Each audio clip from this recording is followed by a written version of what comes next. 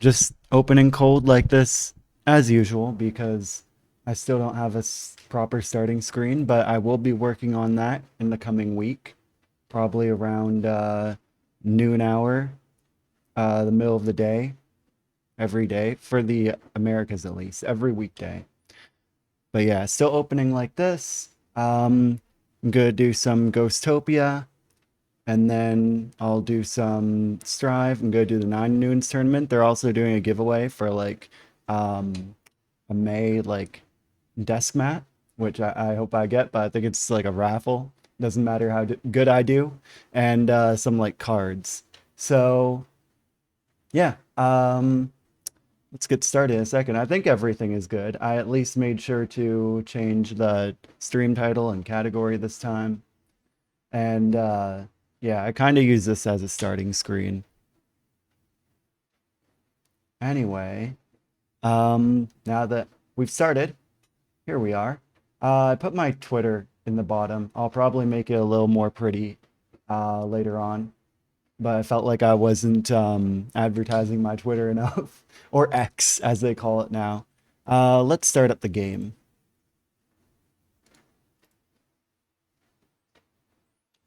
Episode 4. I'm almost done with this. I can't wait for season 2. Hmm. Oh wait.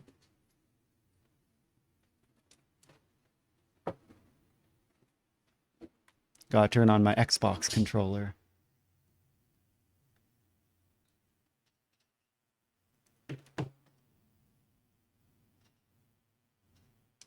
Oh wait. It's up. But it's not showing on stream.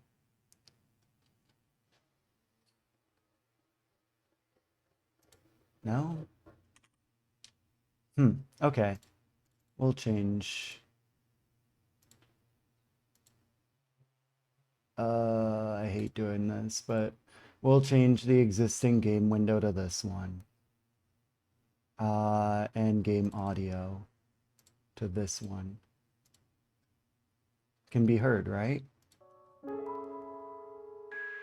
Yep. Okay. I think it might be at a good level. Maybe I'll turn it down a little bit.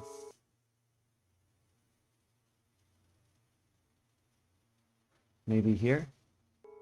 Okay, let's start. Episode 4. Wait, no. I usually use the close-up view for this.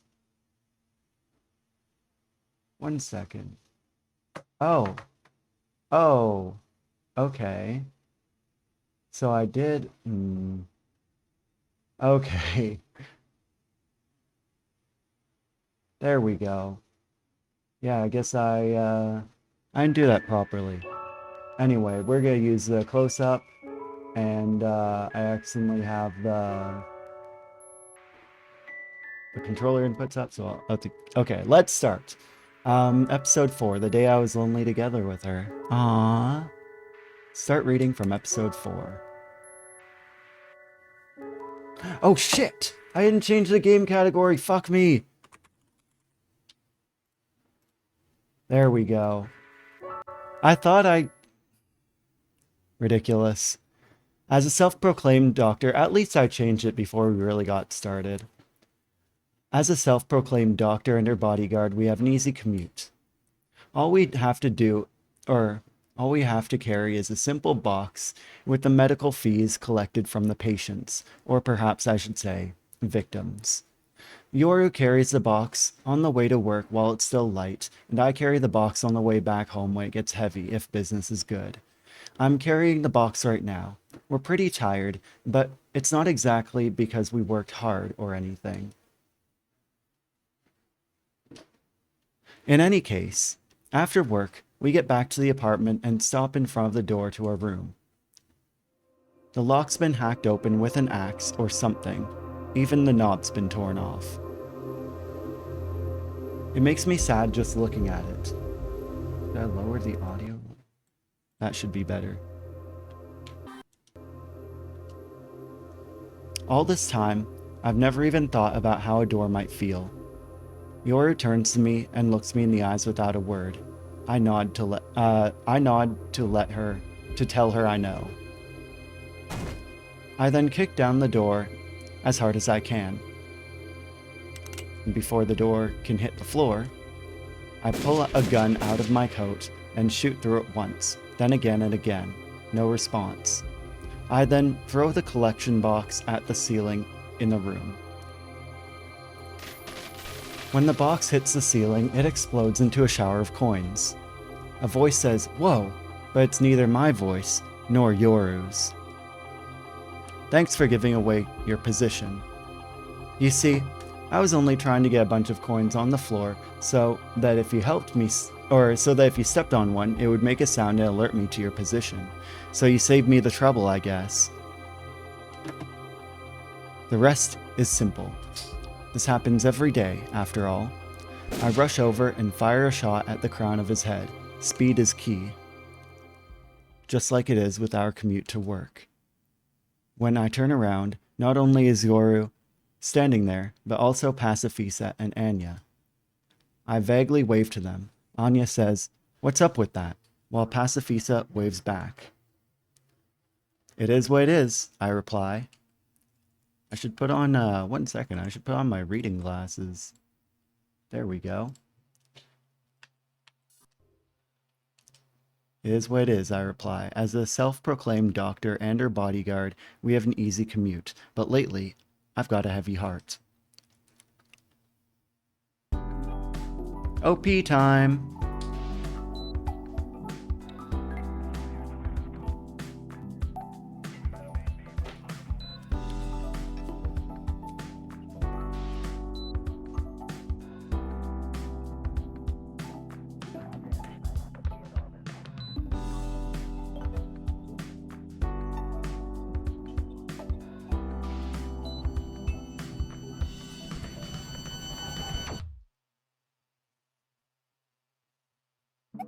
Must be a pain. Things were going fine at first, though. We've been worrying about something lately. And that's the fact the assailants attack us on the way back from work every day. The priest definitely has something to do with it. He's barging into kids' rooms. I know he's a father, but he's not a dad. Here, coffee's ready.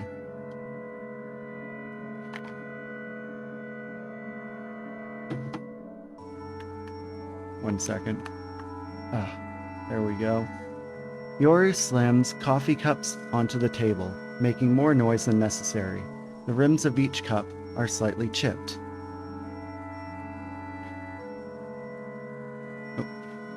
I suppose it's only to be expected, considering the cupboard containing the cups was recklessly toppled over during the home invasion. The room was dirty to begin with, but it's my only home, and now that the enemy has invaded it, it's no longer a safe place. It's a pain indeed. I stare at the rim of my cup to distract myself from the man's corpse still sitting on the floor. This place is home to many memories. I can't say they're all good memories, but they're irreplaceable. And now it seems like those memories were tainted, but perhaps this is my fault. It probably is. It's because of my improper methods. I don't know what they call themselves, but he must be in that worthless group of hoodlums who eat sweets around the clock. So he's not with the church? Well, yes and no. The church's power runs deep and wide, both economically and physically. Almost every business, association, and even hobby club runs with the support of the church if you trace the chain of command far enough.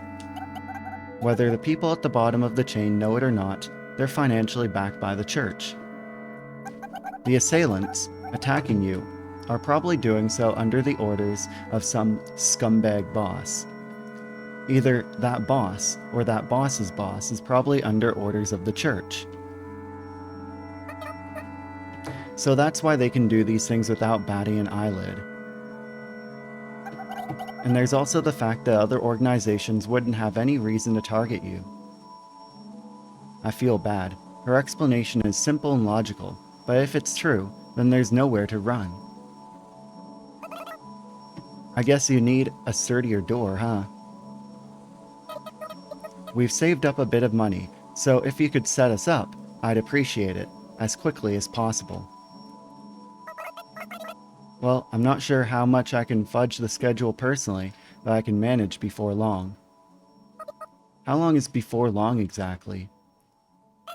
Well, it won't take 9,999 days, that's for sure. That's not before long at all.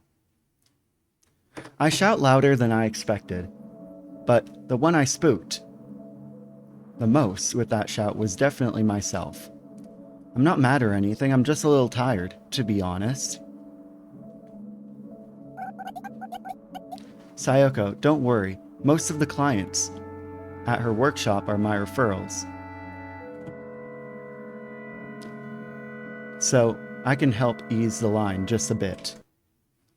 Let me see something for a second. Oh, okay.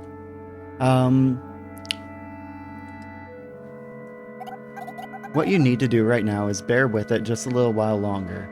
And that's something only you can do. So, look, this guy's got 3 magazines on him. Please don't show me that. I don't know when Yoru started frisking the body, but she speaks up after finding something. All of the assassins have been men armed with a variety of weapons. Looting weapons from the bodies helps us build an arsenal, and hopefully should serve as a deterrent as the enemy realizes they're just handing us more and more weapons. But there's no need to do that right now, is there? You think I frisk dead bodies for fun? Tell Sayoko you're sorry for being a shitty, inconsiderate dumbass. I'm sorry for being a shitty, inconsiderate dumbass. Well said. Wouldn't you agree, Sayoko? Sayoko, I'm not you. I can't speak for you, and I don't know how it feels to be targeted by assassins every day. But I swear I'll track down the culprit for you. So please bear with it until then. You don't have to do anything else. Just bear with it. That's your job right now. Just trust in me. I think Pacifisa is strong. Far stronger than me. And she's right. You aren't me. I trust you. Well said. I'll give you 100 out of 100. Satisfied, Pacifisa lets go of Yoru before leaving Anya. Without me even saying anything, the two of them pick up the corpse and give me a nod as if to say, leave the rest to us. Once they're gone, I clean up the wrecked, coin-strewn room and murmur to myself. I sure hope I can bear with it. Usually we talk about the patients of the day before going to sleep, but now we're deathly quiet.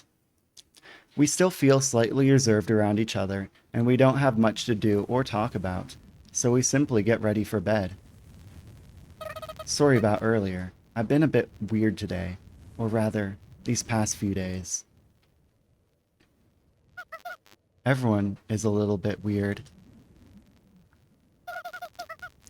Is something I've been saying to my patients a lot lately. I see. That's reassuring. Yeah. After that short conversation, I turn off the lights.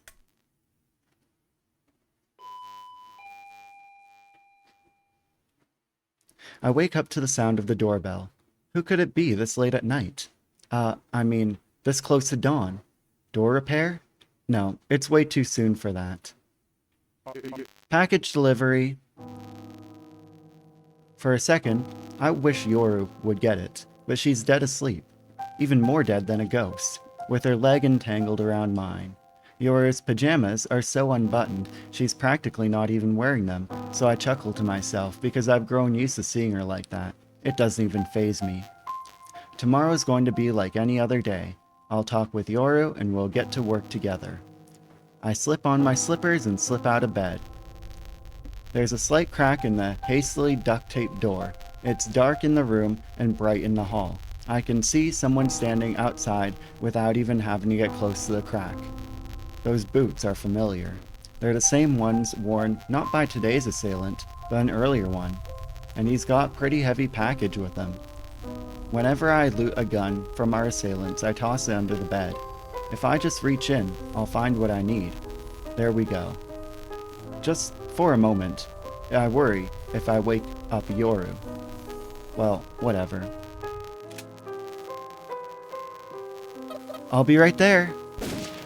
I pull the trigger. Yoru doesn't wake up. I just hear a groan from across the door. I kick the door open and head to the hall. I do indeed recognize the man tottering up the stairs. Dots of blood line the floor, like a trail of breadcrumbs leading the way. The bloodstains get bigger as I go up the stairs. It's a sign that the man is getting weaker, which should normally be a good thing. That's what I think to myself. Well, it should be fine. I've just become that desensitized to these sorts of armed conflicts. However, something's a little off about this particular situation. That's not going to help you, you know. The man doesn't react to my warning, leaving us at a stalemate. By the way, ham's delicious. I haven't had any in a while. Do you know any good place to get ham? I've been living off of canned food lately.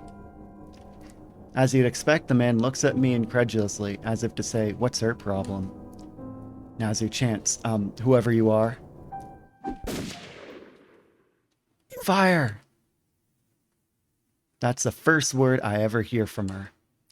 She says it so spontaneously, my body just naturally flows into motion. It's as if my body were built to respond to that voice command all along. Her voice is curious, but not for that reason alone. It's sweet. Metaphorically, I mean. No, wait, maybe that's only half true. Somehow, it really does feel sweet. It's a kind of strange sensation. Oh, don't mind me. I stare as steam pipes up from the cup of tea placed before me. The rim isn't chipped on this cup, obviously. The one who made the tea is the tall adult woman who helped out during that scuffle. Her bangs cover her face, so I can't tell what she's looking or where she's looking or read her expression. At the very least, her lips look emotionless. She's honestly a little scary. Her stoicism and burly physique really contrast with the other girl's gentle smile and delicate figure. But what's the most striking about the burly woman is the gaping hole in her gut. It's the gunshot wound from the bullet that pierced through the man's body. But I have no idea how much kinetic energy a bullet can maintain after piercing through a man's body. In any case, the bullet pierced through her clothes, and there's blood soaking around the hole. It can't just be a flesh wound. Yet she's completely calm, and she's not the only one. Teehee, help yourself. The other girl is just as calm, sitting in what appears to be a somewhat high-tech wheelchair. I guess her legs aren't good. The tire part of the wheelchair smoothly and easily moves across the rug without a problem. It seems like a pretty high-class item. It must run on super magnetism or anti-gravity or something like that. Are those technologies commonplace now? I feel like they are, but I also feel like they're expensive. The other girl sits down a little bit away from us, abruptly rolls up her shirt, and exposes a gunshot wound on her stomach. Oof. She then quickly takes a first aid kit out of a briefcase with a skilled hand. She quickly disinfects the wound and extracts the bullet with large tweezers. She's so calm and nonchalant, you'd think she was just popping a pimple. Are you okay? I call out to her without thinking. I'm the reason she got hurt, after all. Met. My name. Don't worry about my injury. I train. Ms. Met's voice is way more gentle than I imagined. It makes me kind of happy, though I'd be happier if I didn't see the shiny red bullet in the tip of her tweezers. We're ghosts, after all. Even bullet wounds go back to normal before long. What's most important is to avoid immediate death. Ha. Oh, I'm Sayoko. I know. You're famous. Isn't that right? Met? Famous indeed. I'm sitting on a sofa in a room just 2 floors above ours, trying to make myself as small as possible. Our entire room is smaller than just this living room. At least, I think it's a living room. Is it still a living room if we're dead? Is this how the top floor is? It looks like the presidential suite of a hotel. Oh, I haven't introduced myself, have I? I'm Renata. I'd appreciate it if you called me Renja. Okay, Renja and Miss Met. I'm glad to have you as a new friend, Sayoko. Renja leans forward and reaches out her hand. I quickly take her hand so she doesn't fall out of her wheelchair. Something smells so nice. Makes me feel a little dizzy.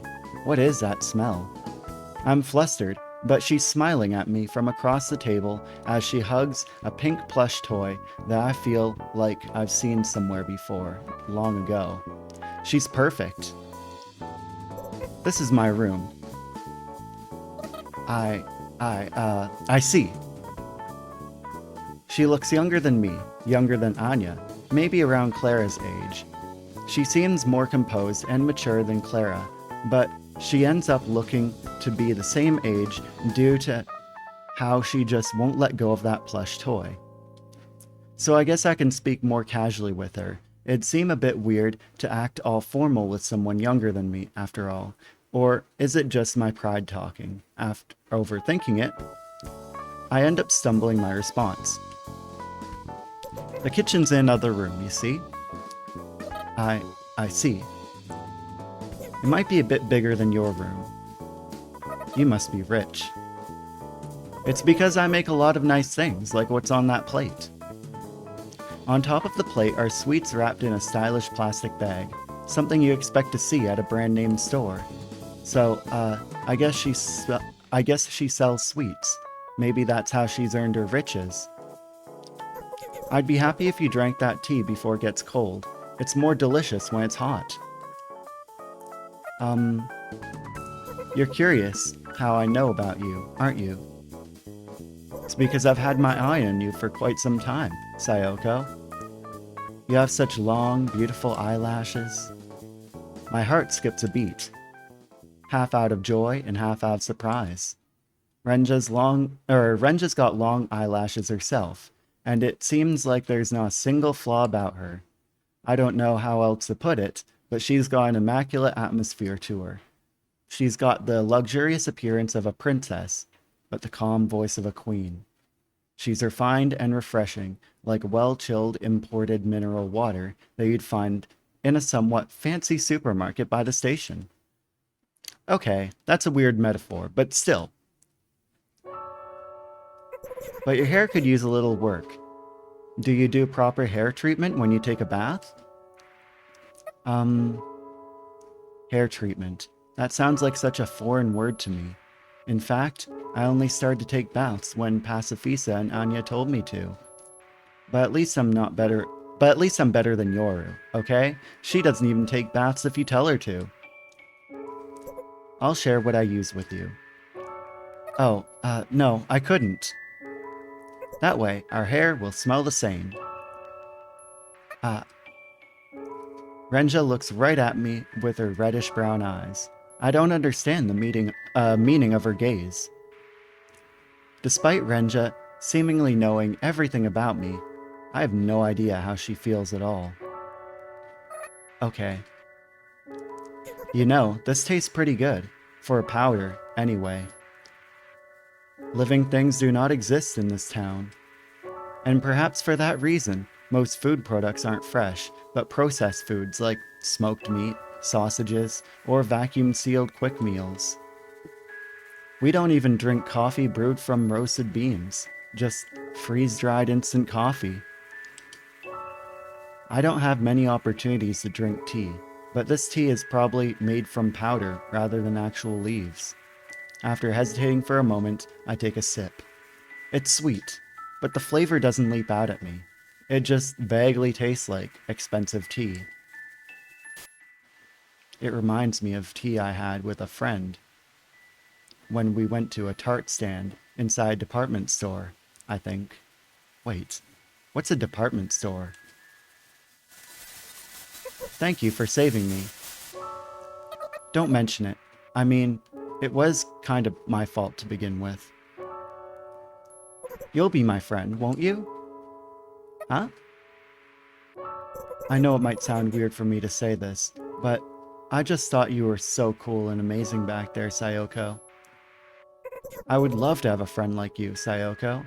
That is, if you think I'd deserve it. You know, maybe some good can come out pretending to be a ninja in some strange town in the middle of nowhere after all. I don't know how to say it, but this experience is special to me. You see, it'd make me very happy. I'd be happy too. We talk for a while after that.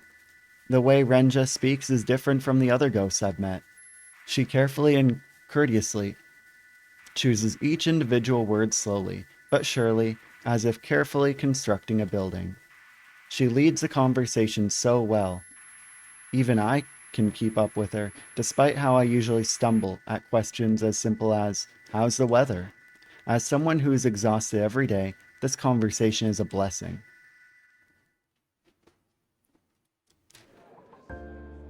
Yo! When Yoru and I left the cafe, Anya raises her hand to catch our attention. You're early. Sorry for calling you out here. Hey, no sweat. What should we order? Don't bother with the new menu items. They're not very good. Oops. Really? I want to apologize for yesterday, but I can't find the proper timing, so I end up awkwardly biding my time. But Pacifisa arrives soon enough, and after some small talk, we get to the point. Yeah, I guess as long as I apologize for the time we head out, I'm good. So this is the thing I wanted to show you guys today. Anya tosses a small resealable bag onto the table. Ew, gross. In the bag is what appears to be a thumb-sized, oddly metallic pill bug. No, wait, it has too few legs for a pill bug. In any case, it's quite a curious creature. We found it on that corpse you took care of the other day. He had an unnatural-looking wound, so I had her examine it. If your memory is accurate, Sayoko, he revived a few days ago, correct? I wasn't sure if someone could get a wound like that in just a few days, you see. And what do you know? Jackpot. At first I thought it was an implant, or a beacon, or something, but then I thought, why would you spend that much money on henchmen sent out on suicide missions? Anya picks up on Pacifisa's cue. There must be something Anya knows about this thing that even Pacifisa doesn't. I listen intently. This thing is, well, basically put, a soldier controller, receiver. So essentially, there's a main control unit out there somewhere that can manipulate dudes with the receiver implanted into them. Controller, main unit, manipulate. I'm a little confused by all these video game-esque terms. It makes me think we've come a long way, both technologically and physically. I'm pretty sure I thought the same thing once before and tried to go to the outside world, yearning to go home. At first, I thought it was to ensure their henchmen didn't go AWOL under enemy fire, but that doesn't make much sense. There are so many better ways to get people to do what you say, like special rewards, giving away all the sweets, all the sweets you can eat is the way to go. So, you couldn't figure it out by the end? Who do you think I am? I'm Anya, the fearless leader. Of course I looked into it. These things were used in the closing years of the Great War when the upper brass was clearly losing command of their forces and needed to minimize the damage caused by defection. So they tried using technology to artificially solve low morale, huh? Basically, I wonder where these guys are sending their orders from. It looks like the main unit can send these orders, do and don't. I think it works by commandeering the reward pathways of the brain and tinkering with them freely. Like how parasites can make grasshoppers gladly drown themselves in a river. At least that's how I think it works. What does this mean? Well, you tell someone, do something, and they must do it. Tell something, don't, and they must not do it. You lay down the rules. I don't know how much it would cost to fully replace a brain with a machine, but unlike a robot or cyborg, these soldiers can think about various aspects of their missions and thus violate parts of their orders as long as they uphold the order overall. Now that's a blatant disregard for human rights. Yeah, I guess it beats national collapse, though. You sound like an expert. Actually, I just heard this from an acquaintance of mine who happens to be an expert. He's a man, by the way. I'm good. That's so funny out of context. I'm gonna screen cap that. Huh? Yeah, so what? Oh my, what a lively reaction we got here. I guess even Anya gets around, huh? Hey, cut it out! But what do's and don'ts were those guys told? We just don't know. Don't rat out your own boss, maybe? I see. That does make sense. Guess we've got no choice but to capture the next assassin alive. Okay, I'll try. On the bright side, at least we're not dealing with those gene-altering mutant manufacturing machine technology, I guess. I'd say the odds would be 50-50 in that case.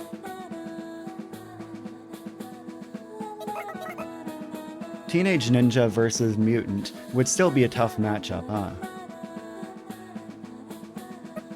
Guns.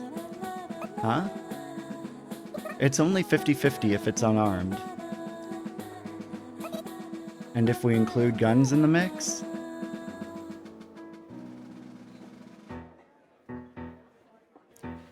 Oh, I missed that one.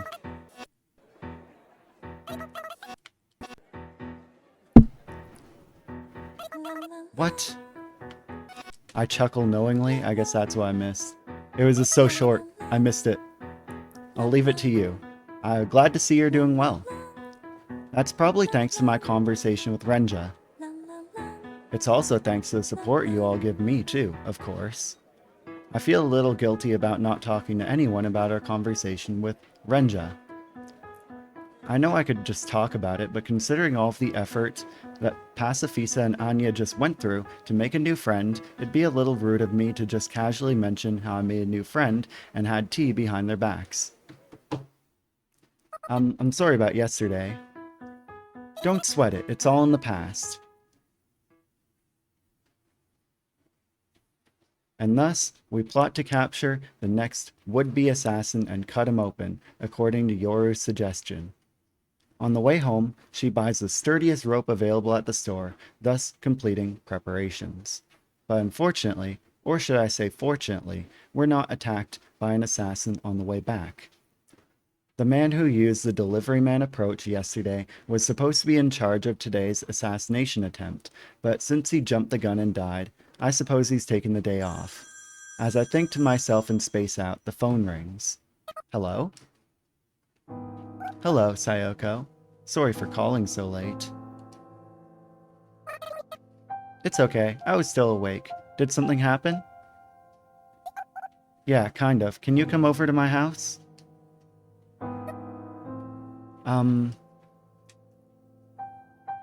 I take a look at Yoru to see that she's dozed off while reading a book. It's a pain trying to wake her up, and I really need to get her to pay more attention to the time. We'll go once I've woken up Yoru, but that will take a little time. No, I'd prefer it if you came alone. But we don't have to know, but we don't know when the next attack will happen. Wait, did I read that right? Yeah. It'll be fine just for tonight, I guarantee it. Anya's here already. We'll be waiting. Okay, I'll hurry. I'm going.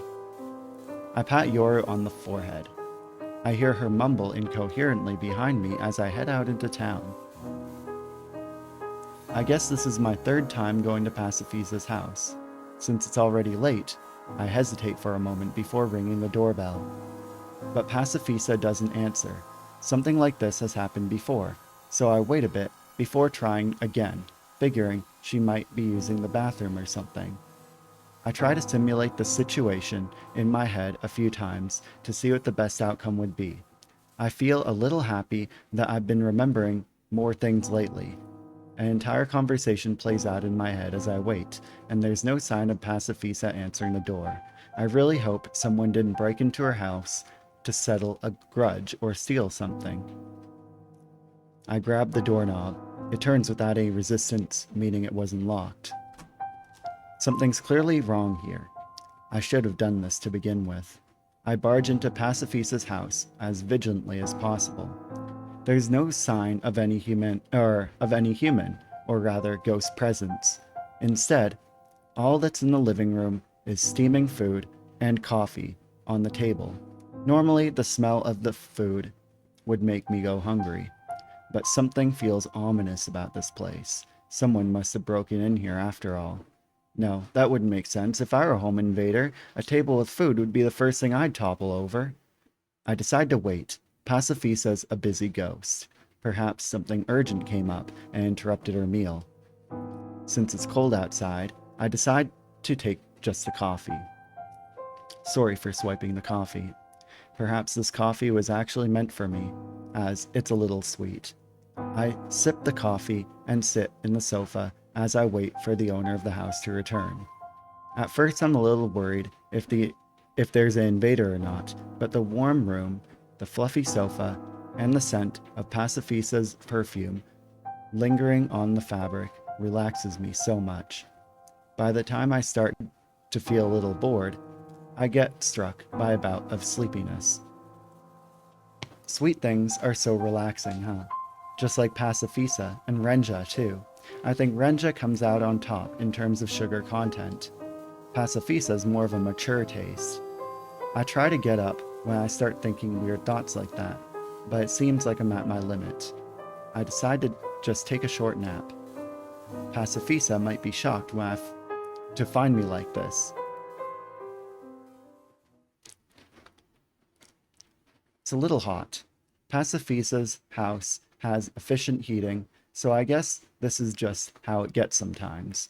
My eyelids feel so heavy, but I force my body to get up since I know I can't just sleep here forever.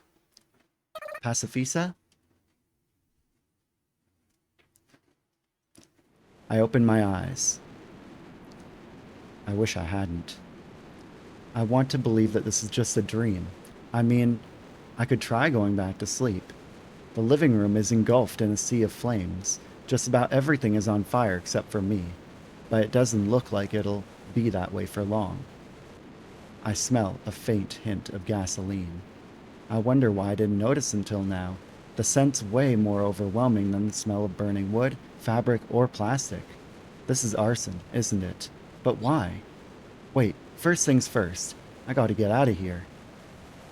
With all the warning alarms going off in my head, I should have jumped out of my seat, but I don't.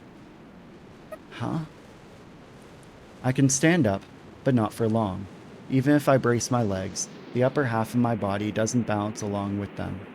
I tell my body to hold on, but the command just fizzles out before I can spread all the way. I'm frustrated, but even the frustration fizzles out. My mind goes blank. It's like I try to count to 16, but I can only get to 8. Hey! Thanks for dropping by, Cloud Pudding. I start to break out in a sweat, filling my clothes with unpleasant dampness. Also, why is this bitch on fire? I don't know. I guess we'll have to see. I need to use that displeasure as a tool to prop up my feeble concentration. When I totter over to the table, I consider placing my hands on the edge, probably due to smoke inhalation. Unfortunately, I can't run my way out of here. I look around. The window. If I try going out the front door, I'm almost certain I'll lose consciousness before I get there. I place my hands on the glass. I gather up all the strength I can muster and smash it. The air touches my cheek. Almost there. Hang in there. Get your upper body out the window. Ugh. When my face slams into the ground, I know I've successfully escaped. I hear several footsteps in the snow. When I notice people gathering around me, I know that I've gotten out of the fire and into the frying pan. Arson means there's an arsonist. And if there's one arsonist, why not several of them? Can you take them on? I ask myself. I don't think I can take them on. Can't you do something? I don't think I can do anything. How many are we dealing with? Oops, about 3 men, I suppose. Why would they gang up on a girl? Isn't it obvious? All them. Everything you couldn't do that day. I'll make it happen. I take out a gun of my pocket, and without even taking proper aim, I fire at one of the men. What happens after that? Hello! Oops. Hello, Cloud Pudding. Thank you for redeeming. What happens after that? Beats me. The world seems to move frame by frame, but with several frames missing. Before I realize that I've dropped my gun. Yeah, there's actually, I didn't think that this would be a particularly violent visual novel before it came out, and I was just looking at trailers and stuff, but it actually has a lot of violence, surprisingly, and swear words. Hello, Dimeria Dimension. Nice to see you. Thank you for dropping by, and thank you for the redeem. Before I realize it, I drop my gun. The men glare at me. My body can't move anymore, not even my brain. Them. The only thing inside of me that is single-minded intention. Time slowly drags on. The sudden sound of a siren snaps me back to my senses. The police car stops. Police, what's going on over here? A familiar-looking plainclothes police officer shouts from the police car window. Mind explaining yourselves? When the officer tries to get out of his car, the men shoot at it. But they all get out. All they get out of it is a few cracks in the windshield. Hey, you can't just shoot a police officer like that, you know. The officer asks somewhat predictably, acts somewhat predictably, and then... hey, Ninja, sorry in advance if I hit you. He says that before firing his shotgun. I hear repeated alternation between gunshot and pump action. The stimulation overload fries my burnt-out nerves, leaving me completely disoriented.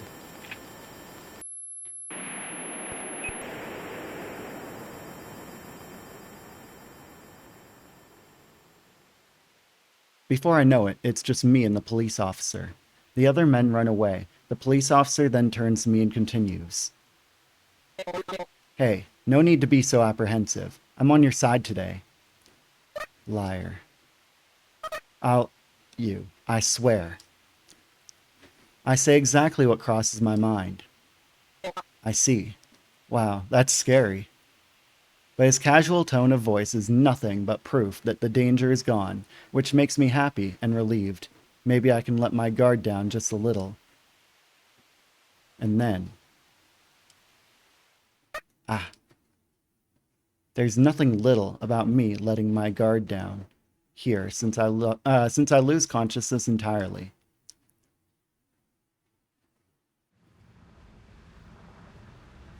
I wake up when I notice the characteristic rumbling of a car driving down the road. Every time the car shakes, my head aches, and I curse. Hey, I don't think that's appropriate language for a young girl your age. I'm lying down in the rear seat. The chief's driving, so I can't read his facial expression. Why did you save me? I'm eating ice cream because I can. I bought a bunch of ice cream. I've been meaning to get through it, but I keep forgetting. I bought like Chips Ahoy brand ice cream sandwiches and stuff. I have like a big bucket that I rarely eat. Well, I rushed to the scene since the house was on fire, and when I got there, I found some men ganging up on a girl. And as a police officer, it's my duty to serve and protect you. I thought you were the enemy. The chief guffaws, exhaling loudly with each ha. True, the police does have a cooperative relationship with the church, but it's not like the police's main duty is to serve the church. It's to protect the town. So it's for convenience. We want to protect the town, and if that means picking sides, we'll pick them. So about the fire. We're investigating. We are, but the homeowner, Pacifisa? Yeah, I think she kinda had it coming, honestly. When you live that luxuriously, you have to expect at least a little arson. Pacifisa's not a bad person. That's right, Pacifisa's strong, smart, well-connected, and most of all, she protects me. Well, in that case, the church isn't bad either, huh? She's not like the church. Nah, doing business on a scale like hers, while also keeping the church at bay, isn't as easy as you think. You've got to do some pretty messed up stuff to manage that. That can't be the case. She's probably trying to seize control of the town away from the priest. That's what they've been saying since forever, at least. Not only does my head hurt, but now my heart's throbbing too. I don't want to hear it. I really don't. There's a side of Pacifisa that I don't know. A side that I'm too afraid to know. But what I'm most afraid of is losing my trust in her. I want to believe in her. Everyone's whispering that she's seriously vying for the top spot in the food chain. She's got the strongest bodyguard in town on her side, after all. So that's what people think about my relationship with Pacifisa, huh? That's not true. We're precious friends. Pacifisa's the one who brought me out of my room, you know. Me? The chief silently nods. Why did Pacifisa bring me out of my room? Is it because she needed me? Or just anybody with great physical strength? Hahaha. It can't possibly be the latter. We delivered a letter today. That's something we do every so often. We've earned a fair bit of trust, see? And? It was a letter from the church to you-know-who. Before I realized it, I'm gritting my teeth. The palm of my hands hurt, too, since I'm clenching my fists and digging my nails into my skin. My coat's moist with a strange sweat. I feel so uncomfortable, I let out a groan. What was the letter about? How should I know? We just delivered it. But I can hazard a guess. On second thought, never mind. Oh, do I turn left here? Out with it. You'll just get mad if I tell you. I can hurl you into a wall again, and I won't hold back this time. I try to be as threatening as possible, and it looks like it worked, as the chief begins to slowly speak after a short pause. I just think it's something like, if you want to join us, now's your final chance. First, they form a business partnership with her, and then they seize her sympathizers. That's the usual modus operandi, isn't it? That can't be right, can it? Well, that's just my take on it anyway. What a weird take. I don't say anything after that. My head hurts too much. The officer says something and opens the police car door. In front of me is my apartment complex. My headache's getting noticeably worse. But I can make a mad dash for my room anyways. The police really is poop. All cops are poop. As if I'm ever gonna say thank you for anything. When I get back to the room, Yor is asleep, Her lips are at the odd sort of volume where they can neither be called thin nor thick, and I can't help but touch them. My fingers leave a tawny trail. Maybe it's mud, maybe it's soot, maybe it's blood. I think this chilly, clean room is a stark contrast to me. I feel out of place here. I'm filthy from crawling on the floor through the fire. I still feel hot. Only now do I notice the burn at the base of my neck. Guess I'll go take a bath. Maybe that'll lighten my mood. That must mean my mood is bad. I suppose I do take a bath whenever I'm in a bad mood. When I take off my clothes and timidly give them a smell, they definitely stink. Like a flea market of bad smells. Ugh, I whisper to myself as I toss every last article of clothing into the washing machine. I then head to the narrow bathtub of my modular bathroom and twist open the hot faucet. Crap. I curse my own foolishness for not drawing the bath first as I shiver in the cold bathroom with my clothes in the washing machine. If I'd filled the tub first, I may have just jumped in as is, but as it stands, feels kind of wrong to get into a half-filled tub. I feel cold. Wait, I've got bath towels, don't I? I turn around and look at the shelf behind me, but then the bathroom door opens.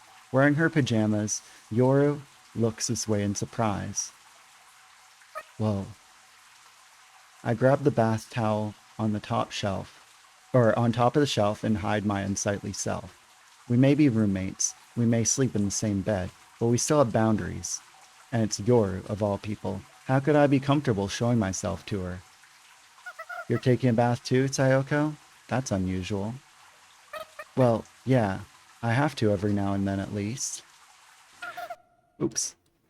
I got a soily taste in my mouth as I was sleeping, and so I realized that I haven't been brushing my teeth lately, so I should probably go do that. Brushing your teeth is important, isn't it? Yeah, apparently your teeth will rot if you don't brush. That's kind of scary. I kind of like these awkward conversations we have. It's familiar and relaxing, like a pair of shoes that you've broken in. I got a little dirty myself, so I need to clean up my body. There's something I'd like to talk about once I'm done taking a bath. She caught me by surprise, but this could actually be a big chance for me now that I think about it. It's almost dawn. Our obligatory curfew, where ghosts cannot maintain consciousness. What I have to tell Yoru isn't easy to talk about, and I don't know how to follow it up once I'm done. That's why it's reassuring that I can rely on Dawn to forcibly bring any and all conversation close. It's a little unfair, I know. I figure I'll warm up my courage in the bath, but as soon as that idea crosses my mind, Yoru nonchalantly speaks up. No, it's fine. We can talk here. You can go ahead and take your bath as we talk, Sayoko. Huh? The tub's going to overflow. Whoa. Enjoy. Urged by Yoru, I head to the full to the brim bathtub and plop my body in the water. After a second of thinking, I shut the curtain. Even I need privacy sometimes, you know. The scent of fresh steam billows up from below my face. Even when I'm in an unknown town in some faraway country, this alone remains the same. Even when I've become something as incomprehensible as a ghost. On the other side of the curtain, you hear Yoru brushing her teeth. I let out a long sigh. Hey, Yoru, can you help me? Or can you hear me? Yoru grunts. I guess that means she can hear me. Earlier today, Pacifisa called me on the phone and said she had something important to talk about, so I should go over to her house. You should have woke me up so I could come too. I should have woken you up so you could come too?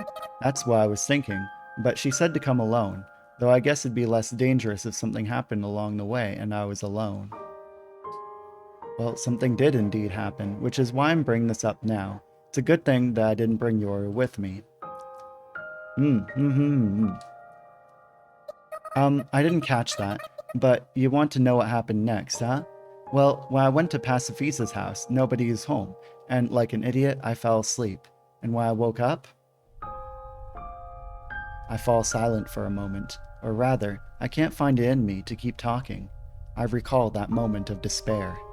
I've got a thick skin and a thick skull to boot. At least that's how I've always seen myself. But when I think about the despair and hopelessness I felt that moment I woke up, the back of my throat clenches and I can't get any words out. Everything burned, ruined. Perhaps catching on to my current state, Yoru stops brushing her teeth. The pathetic sound of my wheezing echoes through the bathroom. I lose track of the passage of time after that. The sound of rustling clothes mixes in with the sound of my heavy breaths. The curtain opens. Excuse me, can you scooch in a bit? Oh, we're getting a Yuri scene. We're getting a Yuri scene, everyone! A fully naked Yoru steps into the bathtub, pushing me to the side a little bit. The excess water gushes out with a hearty splash. It seems kind of wasteful. Why? We share a bed, so why not a bath, too? Let's lay together and bare our skin together so we can lay bare the truth together. You know, that showing skin to each other in a friendly way thing you told me about, Sayoko? That's so weird. It might be weird, but I don't think anything weird by it. You're just overthinking things, Sayoko. Ha. Anyway, let's move on. Whenever Yoru talks, a fresh but artificial mint scent tickles my nose. I don't remember telling her about that cultural tidbit. In fact, it feels more like a cultural tidbit between boys, if anything, but maybe I'm just upset that I can't remember telling her about it. Tell me everything that happened. I want to know.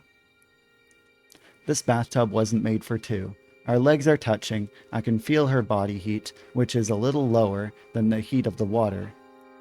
To keep my eyes from wandering, I look at my knees.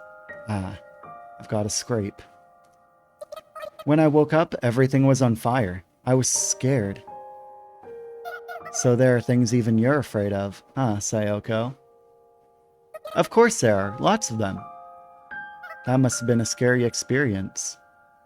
Yoru's hand moves underneath the surface. Her fingertips crawl around on my calf, like a ghost without a place to go. You've been saving guns underneath the bed, right? I've got a few, at least. Where's she going with this? I was organizing them earlier, and I found one gun that looked familiar. What do you mean? It was that big gun that Pacifisa used the other day to shoot that what's-his-face guy. I do remember that gun. Pacifisa swiped it off of Mort when he suddenly rushed into her house the other day. She did say, "This thing's dangerous, so I'll keep it in the vault until it disappears by itself," didn't she? My fingertips feel cold, even though the water's so warm. It was an unusual gun for sure, but maybe this one's just a doppelganger.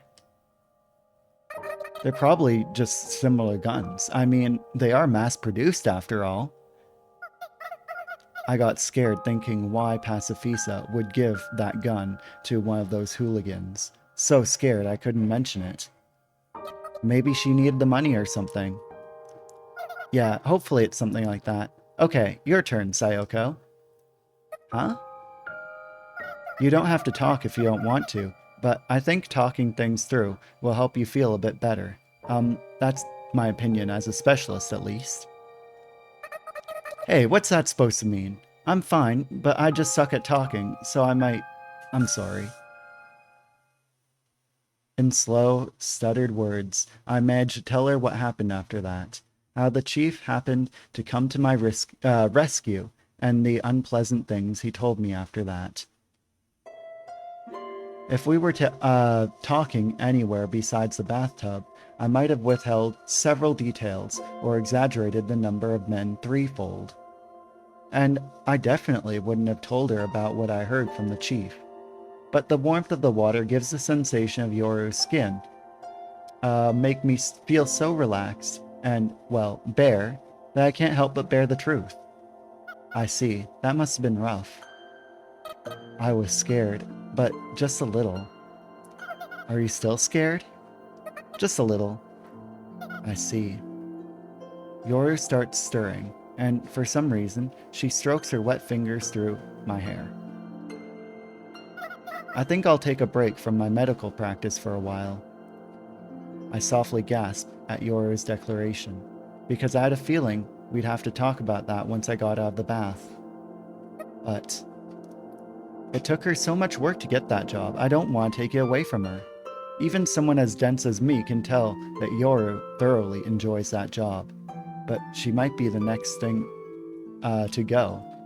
I was ready to protect her, even if it meant taking away the only joy in her life, even if it meant making me hate her. I'm sorry.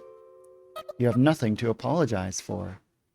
But in the end, I didn't need to tell her to quit her job. I didn't have to make her hate me. It's such a relief. It feels like a weight's been taken off my shoulders. Sayoko? Yes? I'm so sleepy. Yeah, me too.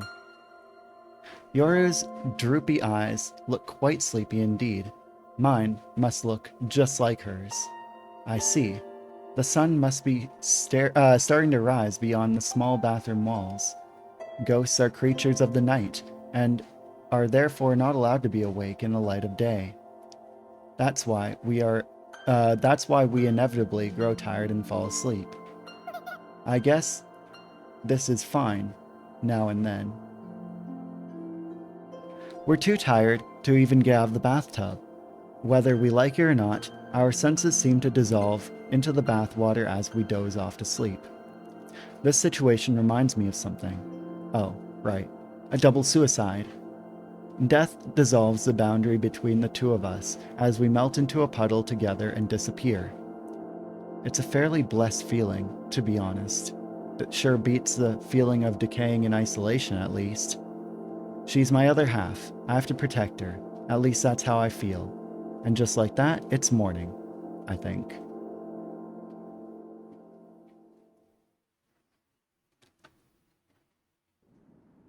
When a major event happens, it's not the event itself that changes us.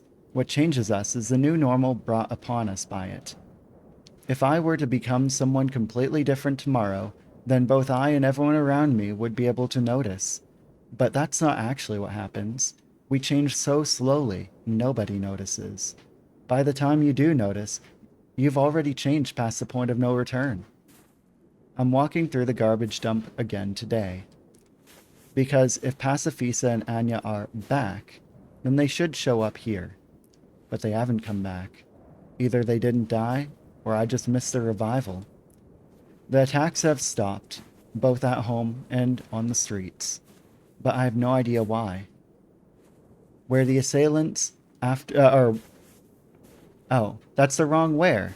Were the assailants after those two all along? No, that can't be. They had to have been after either me or Yoru.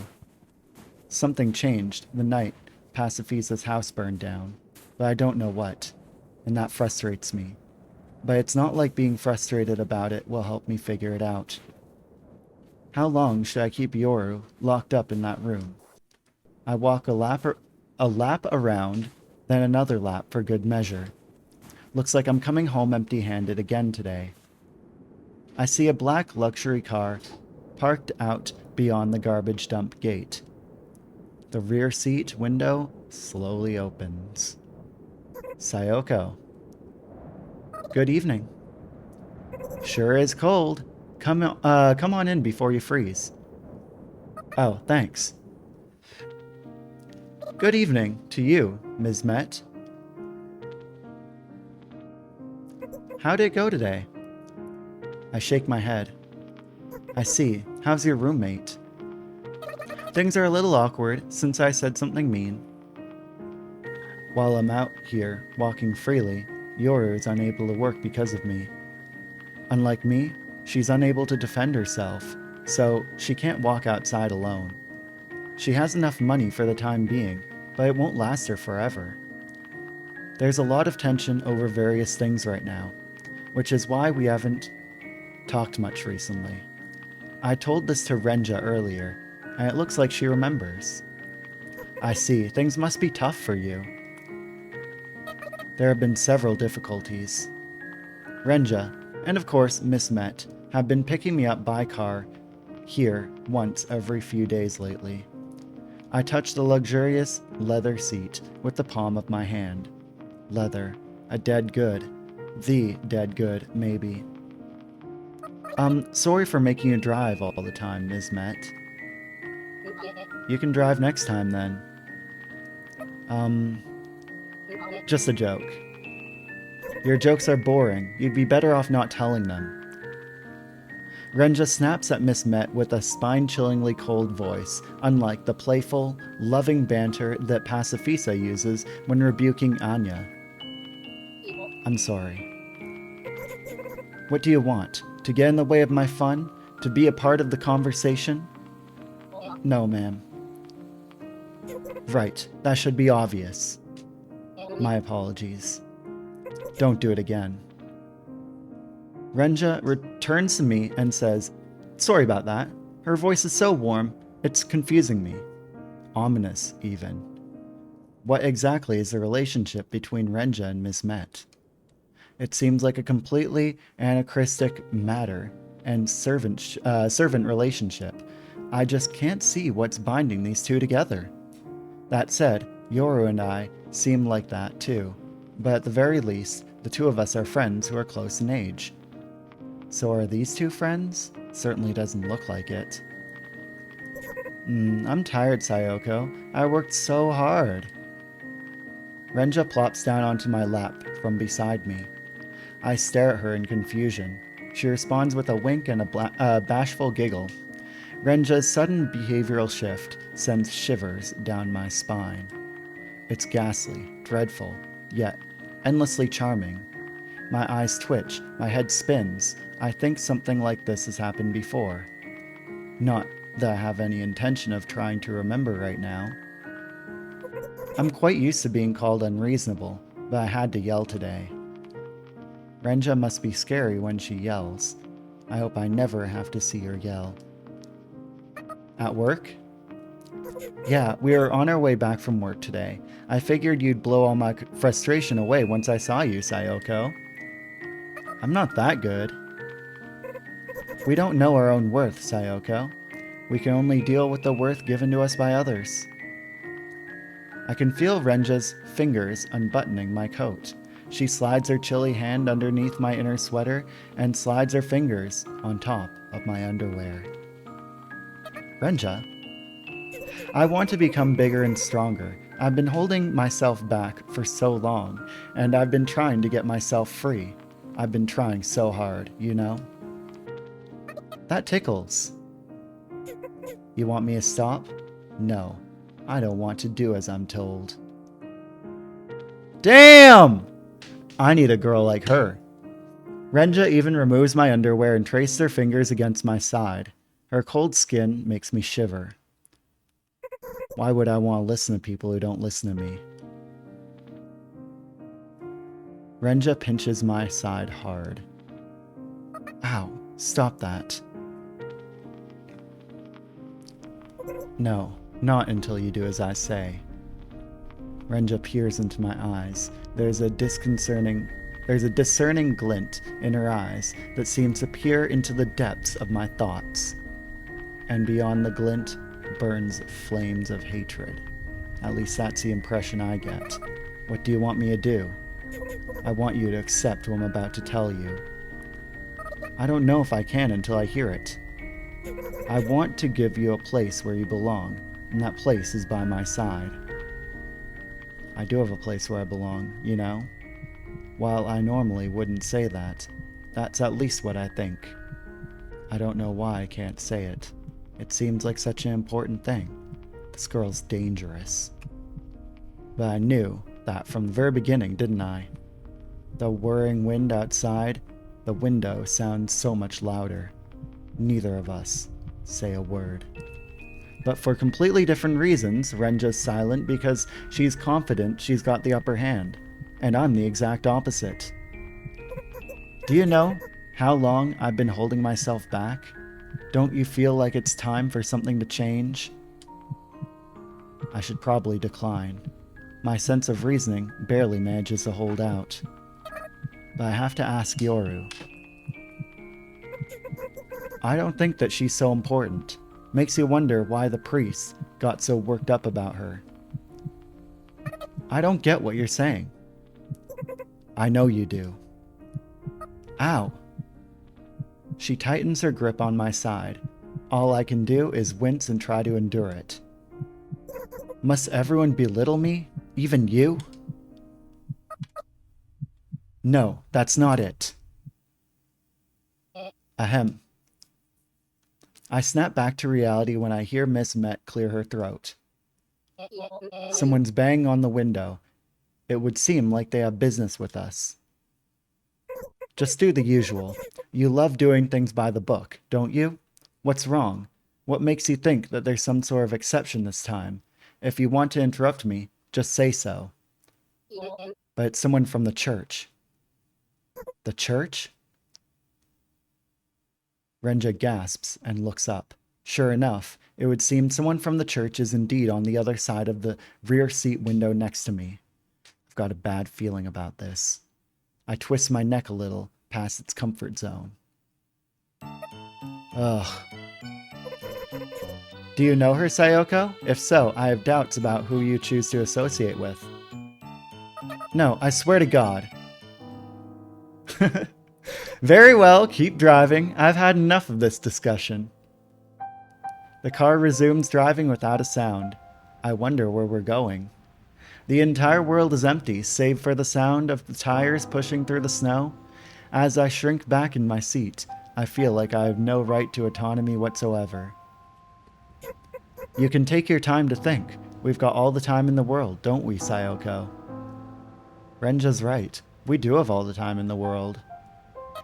Are you asking if I'd like to work at your sweets shop? Renja has an advantage here. She's confident that I'll cave in eventually. I sure am, Sayoko. Why don't we work together? I look long and hard at Renja's perfect smile. The car stops. Outside the window is a familiar sight. Apparently, we were driving back to the apartments. Renja motions for me to go ahead and get out of the car. Is it okay if I give it some thought? Of course. If you ever feel up to it, just tell me, okay? I'll ask you again myself, though, obviously. Okay, see you later then. As soon as I take my first step outside, I hear her voice again. Wait. I know the answers to everything, or rather, maybe 80% of what you want to know. Perhaps you'll learn everything if I know. Or, everything I know if you become mine. Oof. The sudden sound of the car taking off makes me stagger and do an odd little tap dance. The ground might be a little muddy, but it's nowhere near that unstable. Must be my own dizzy senses. I've felt this sensation before. Why am I doomed to remember the discomfort and anxiety that I felt when the weird old man said those weird old things? The sensation is telling. It's telling me that the secrets Renja's referring to are the same ones that the old man did. I feel hesitant. It's so frustrating to be tempered with bait like this. But I don't think I can help it. After all, this whole time, I was able to convince myself that the old man was just spouting crazy nonsense. But Renja's one of the wisest, most rational people I know. If it's coming from her, I don't think I can write it off as just a simple delusion. Another thing of concern is that the majority of ghosts aren't interested in these secrets. But why not? It's hard to understand why you wouldn't be interested in knowing why you're here. Unless, that is, they already know. Does everyone know these things? Am I the only one left in the dark? I go back to my room, hesitating if I should talk to Yoru about all of this. It turns out there's no need for me to hesitate. I can't talk to her even if I want to. The room's a mess, and Yoru is gone. Oh no.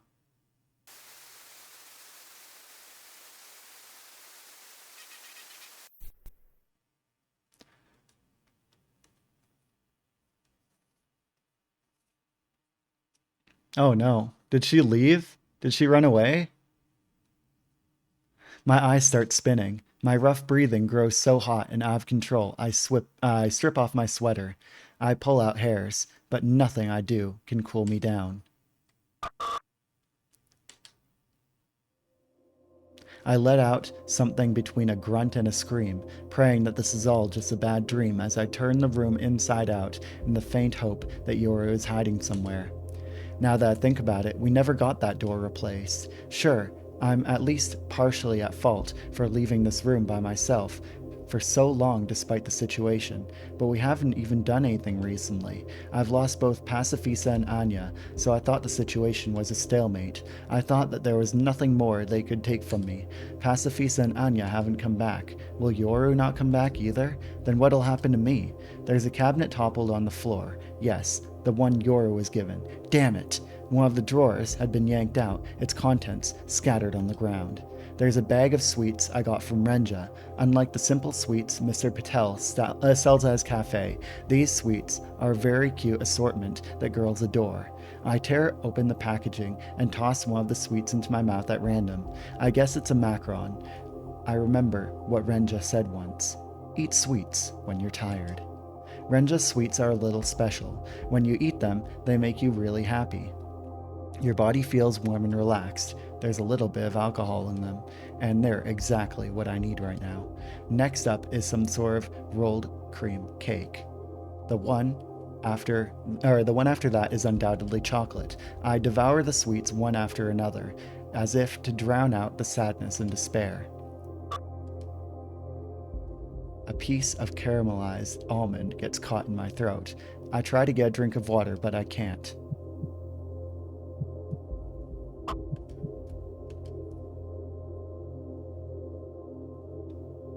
Oops. I collapse limply onto the floor, my body so powerless I can't even react to the coldness of the floor touching my face. I just aimlessly roll around. It's like my brain has turned into clay. Everything buried deep within my chest just disappears, even my heart. In any case, I'm just blankly staring at my empty self. And it feels so comforting. How nice. It's good to relax. Very good. Don't think of it as not being able to think. Think of it as not needing to think. Wow. It's so much more pleasant to think about not thinking like that. I cackle. I can't open my mouth, but I cackle. I'm enjoying myself so much I'm going to cry from pleasant sadness. That's kind of strange, but it's sadly pleasant. Sweets are amazing, huh? They make you feel so happy. If only everyone could be happy. Happy forever. If only we could all just give up on everything. Is there any point in ghosts fussing over anything? Ha ha ha. Strange. Everything fades into darkness.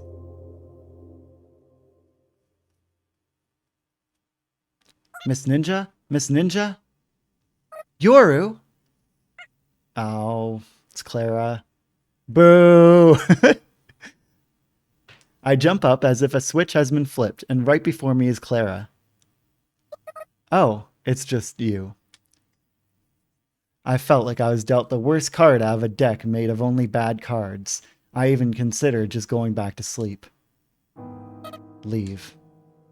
The sweets had cast a temporary shadow over all of my problems, but now it feels like their magic has faded away. My consciousness is clear. The mad frustration that took over me is coming back. My palms are suddenly sweaty. In the span of 1 second, I curse myself 9,999 times. I ask myself what I think I'm doing. I answer myself, how should I know, dumbass? And I cry to myself 9,999 times. As she watches me, a confused yet confident Clara points her index finger at me. The nerve of her. Eep. So I break that finger. Can you blame me? I said leave. Don't you get it? Clara flinches at my threatening shout. She even takes a step backwards. But then she stops. Frustratingly, her eyes are shining with a sense of duty. It doesn't hurt as bad as getting shot, so I'm fine. My finger will heal. Just tell me why you're hanging out with the sweet seller. I'm just friends with her now, that's all. Hanging out with the sweet seller is like admitting that you're a bad person, you know. What's so bad about her? I mean, she is a sweet seller, you know. There can't be anything good about her. What's wrong with making sweets?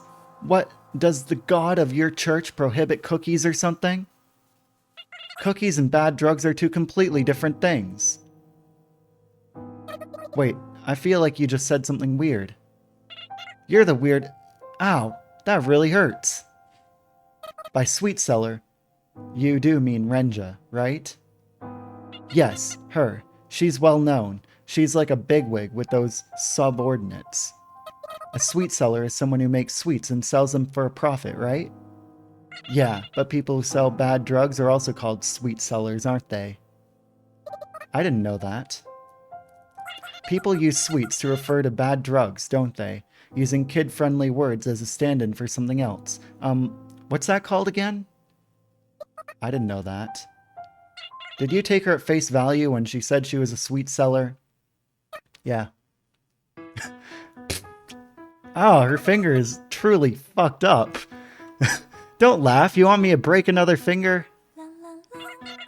I just didn't know you had such a cute, childish side to you, Miss Ninja. How can you expect a foreigner to know such local euphemisms? I can kinda relate. Clara's finger is starting to swell and turn an odd color, but she keeps laughing anyway. Thanks to that, I'm able to process some of my thoughts. So is Renja like the sweet seller boss of this town or something?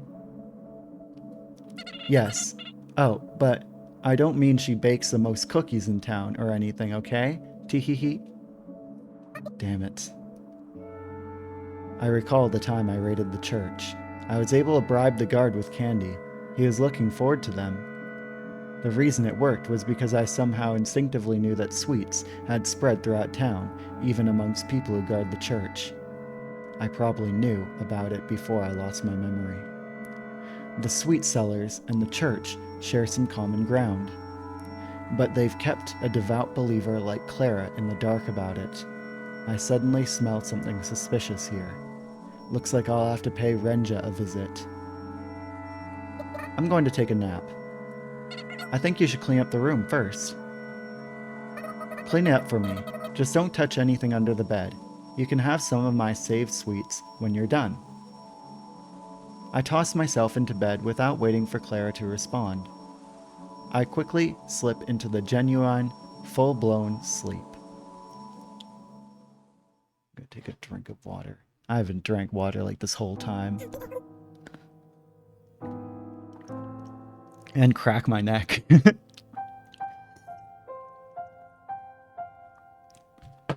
That's terrible. Even Yoru? Renja looks deeply concerned. Looks. Taking a nap was the right choice. I'm calm enough to hide my impatience and irritation. I heard everything. Everything about what, exactly? Everything about your work. You have a real interesting job, Renja. I guess the cat's out of the bag. Yes, I'm more of a bad girl than my appearances suggest. Renja speaks with a smile as if nothing has changed. It's almost chillingly eerie how normal she's acting, but it's not enough to break me. I'm no saint. I'm in no position to lecture anyone on their life choices, but I cannot support yours, so...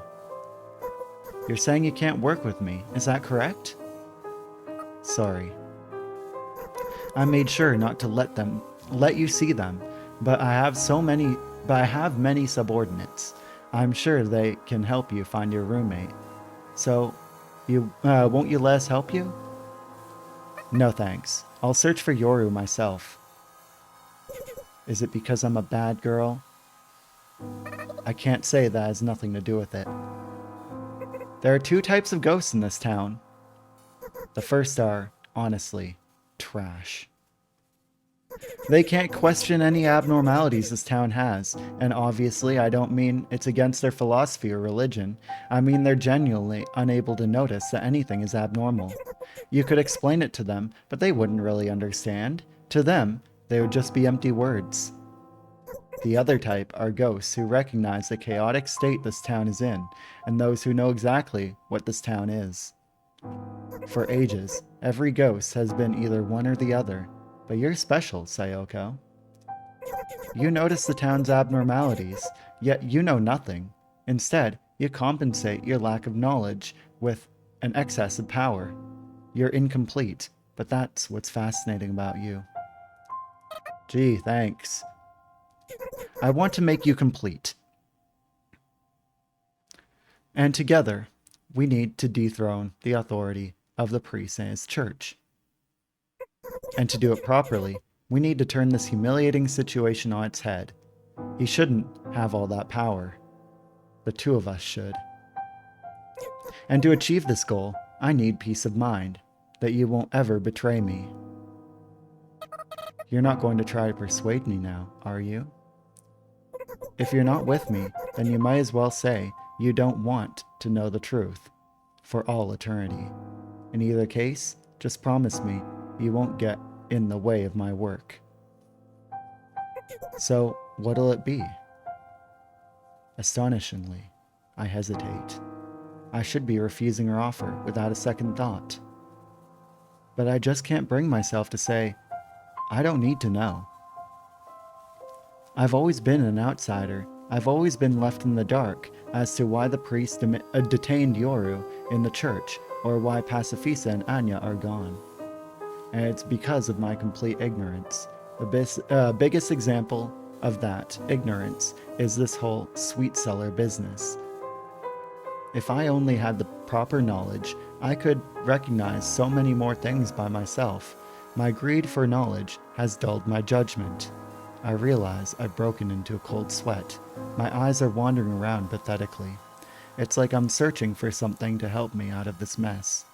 My eyes stop on something, and that something is, in some sense, the answer I've been looking for. Liar. And I only catch sight of that something by complete coincidence. There's a dresser in the corner of Renja's room, and on the dresser is a familiar tube of lipstick. Or rather, the lipstick-shaped, ultra-small gun straight out of a spy movie that Pacifisa ordered from Anya. A super cool weapon for the super cool Pacifisa. Even Yoru was ecstatic when she saw it in action. If I'm not mistaken, Anya was in the process of mass-producing them. If Renja has one, then who exactly is she? Come to think of it, one of the assassins who broke into my room also had a gun that was identical to one in Pacifisa's possession. I don't want to think any further than that, but my brain calmly connects the dots on its own, forming a disturbing outline. Oh, what's wrong? That lipstick over there.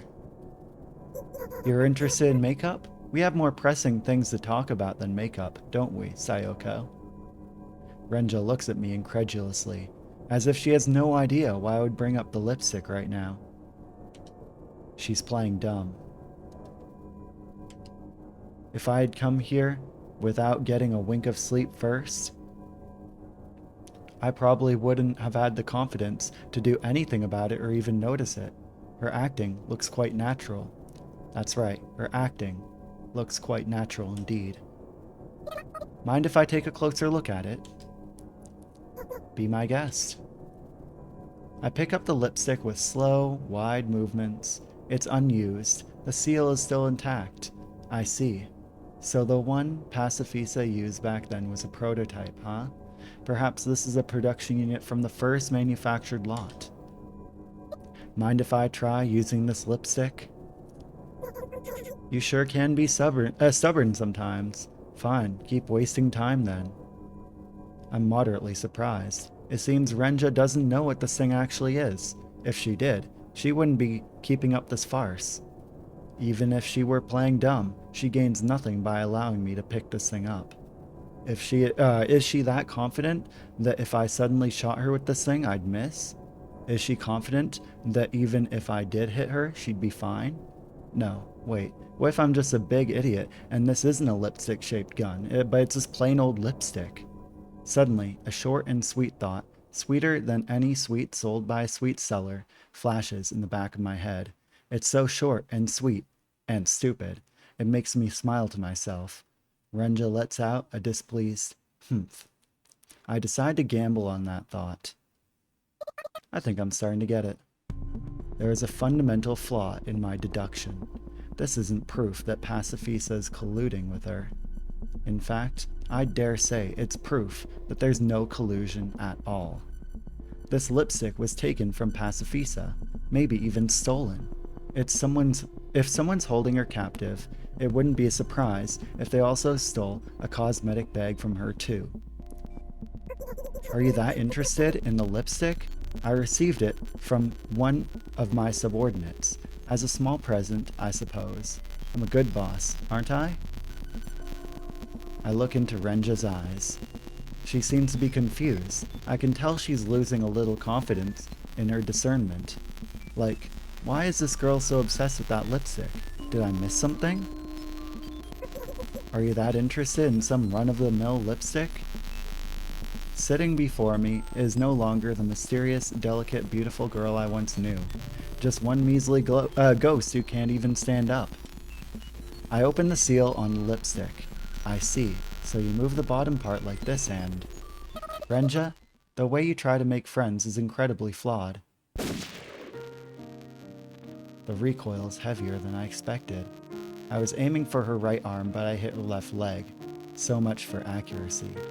Though I guess you shouldn't expect much from a gun that's designed for form over function. If you want me to be your friend, just say so. You shouldn't have to erase all of my existing friends. But in any case, it's exactly what I need right now. Give me back my friends. No. Suddenly, my vision shakes. Something hit me in the back of the head. The concussion lasts for only a few seconds, but it looks like that's all they needed. I feel an intense discomfort at the nape of my neck. The pain only comes a second later. I reflexively reach back. Something's stabbing me. Something with a characteristic shape identifiable by touch alone. A syringe. Ah. Damn it. I walked right into that one. I curse my lack of precaution as I instinctively pull out the syringe. When it tumbles to the floor, I notice that it's several times bigger than the ones they use for vaccines or for drawing blood. It sends shivers down my spine. As far as I can tell, the cylinder's about a third full, so it's not like all of it has been injected inside of me. Not that that's any consolation, mind you. That's our flagship product. Its sweet flavor makes it popular with girls. It's also popular with boys, since it can be subtly mixed into food and drink. A shock runs through the back of my eyeballs and down to my hip bone. Or rather than an impact, it's more of a sudden loss of strength. They say the closing years of the Great War were a tragic time, you see. No matter how hard I try to brace my legs, my vision sways and sinks. As a result, that painkiller saw heavy usage during that period. It was already an old drug at that time, and there were several conflicting theories as to why it made such a resurgence. Perhaps it was because of its use, and the side effects were well known, or perhaps it was due to collusion between pharmaceutical companies. Who knows what the truth is? I thought my legs were supporting my body weight, but before I know it, I'm on my knees. In any case, it's a potent drug. At low doses, it acts as a sedative, granting soldiers relaxation and sleep. At high doses, it acts as a tranquilizer to neutralize neurotic soldiers. Before I know it, my upper body is collapsed and I'm down to my hands and knees. Well, it wasn't the full amount, but that should do it. Regardless, I'm able to maintain my vision, so I keep watching. Isn't that right, Met? Yes, ma'am. In her hands is a familiar silver object. Anya told me all about it. It's a soldier control device used in the closing years of the Great War. Normally, you should have been in a comatose state long ago, but you shrugged it off. You've consumed enough quantities over a long enough period of time to have grown a physical dependence, and yet you've shown absolutely no signs of addiction. Are ninjas just resistant to poison? What are you going to do to me? This. Ms. Met runs a scalpel across my wrist at the softest spot, a little bit above the base. Instead of pain, I feel fear, and by then, the blood's already flowing. Ms. Met seemed so skilled at this. She must have done this many times before. I try to shake her off my arm. I shouldn't have done that. It only causes the blood to overflow even more. My body's limp from fear, despair, and helplessness. The lukewarm blood spilling down my wrist doesn't even feel like it's my own blood. Ms. Met plops the silver pill bug into the incision. The pill bug makes a whirring startup noise as it tries to crawl inside. It stings. If this is a dream, I wish I'd wake up, and yet I can't peel my eyes away from the nightmare. It'll take some time for it to reach your spine, so let's have a nice chat while we wait. I see. So once that happens, I'm out, huh? You just want to enjoy watching me suffer until then, Renja. I can feel your sadistic gaze pouring down on me. If the drugs didn't work, then maybe this thing won't work either. I'm not sure if I actually said that. I can't clearly feel my lips. It's as if the whole world is behind frosted glass. But at least, I can think clearly on my side of the frosted glass. According to what Renja's saying, my body seems to eliminate drugs faster than usual. With a little bit of time, maybe I can regain free use of my body. But that little bit of time is the problem. The pill bug isn't moving very fast, but my arm isn't very long either. Perhaps sounds like an experiment worth. I don't hear what she says after that, or rather, I hear it, but only as disjointed sounds. I'm only able to catch the nuance. The way I make friends is flawed? That's none of your business. Why make friends with someone who already has friends? That's like setting yourself up to be number 2 at best and racing to the bottom. No thanks. I'm nobody's number 2, and I don't want to be below anyone else. My ears are ringing, like what happens after you've heard a loud sound. Like a bomb went off next door. Something's squirming on the other side of the frosted glass. My consciousness sticks its face up against the glass to try to see what's going on out there. But that's just a metaphor. My consciousness doesn't have face or eyes. All it can do is feel. I push those feelings out of my mouth in the form of words. It's true there are rumors about you, but in reality you were into boys. You were 13, it was winter, was speaking with your dad, acting friendly, needed to get some more medicine for mom. All you could do was watch. What are you trying to get at? I'm only tracing out the silhouettes behind the frosted glass. Honestly, I don't know what any of this means. I keep talking, as if to feel things out with the tip of my finger. Your dad was always so apologetic to you because he thought it was his fault that your legs turned out that way and that you didn't have a mother anymore. It was an uncomfortable way to comfort you. Everyone respected your personality. That's why you never bothered to learn about equal relationships. At least, that's what you thought, didn't you? You coward. What's wrong with using the weapons you've been given? I'm not myself. I wouldn't say things like this. Your first prey was the kind, chubby, older, who wore thick glasses. You knew you had good looks, but you were afraid to use it to sway the opposite sex since you didn't know much about them. So you disguised yourself with a made-up character. How could I do something like this? How could I expose someone's weaknesses? Criticize them for it, and make sure they can't return to the status quo. No, I'm not that weak. Yes, you are. You don't know me. I am you. We both are. I hear Renja raise her voice in anger.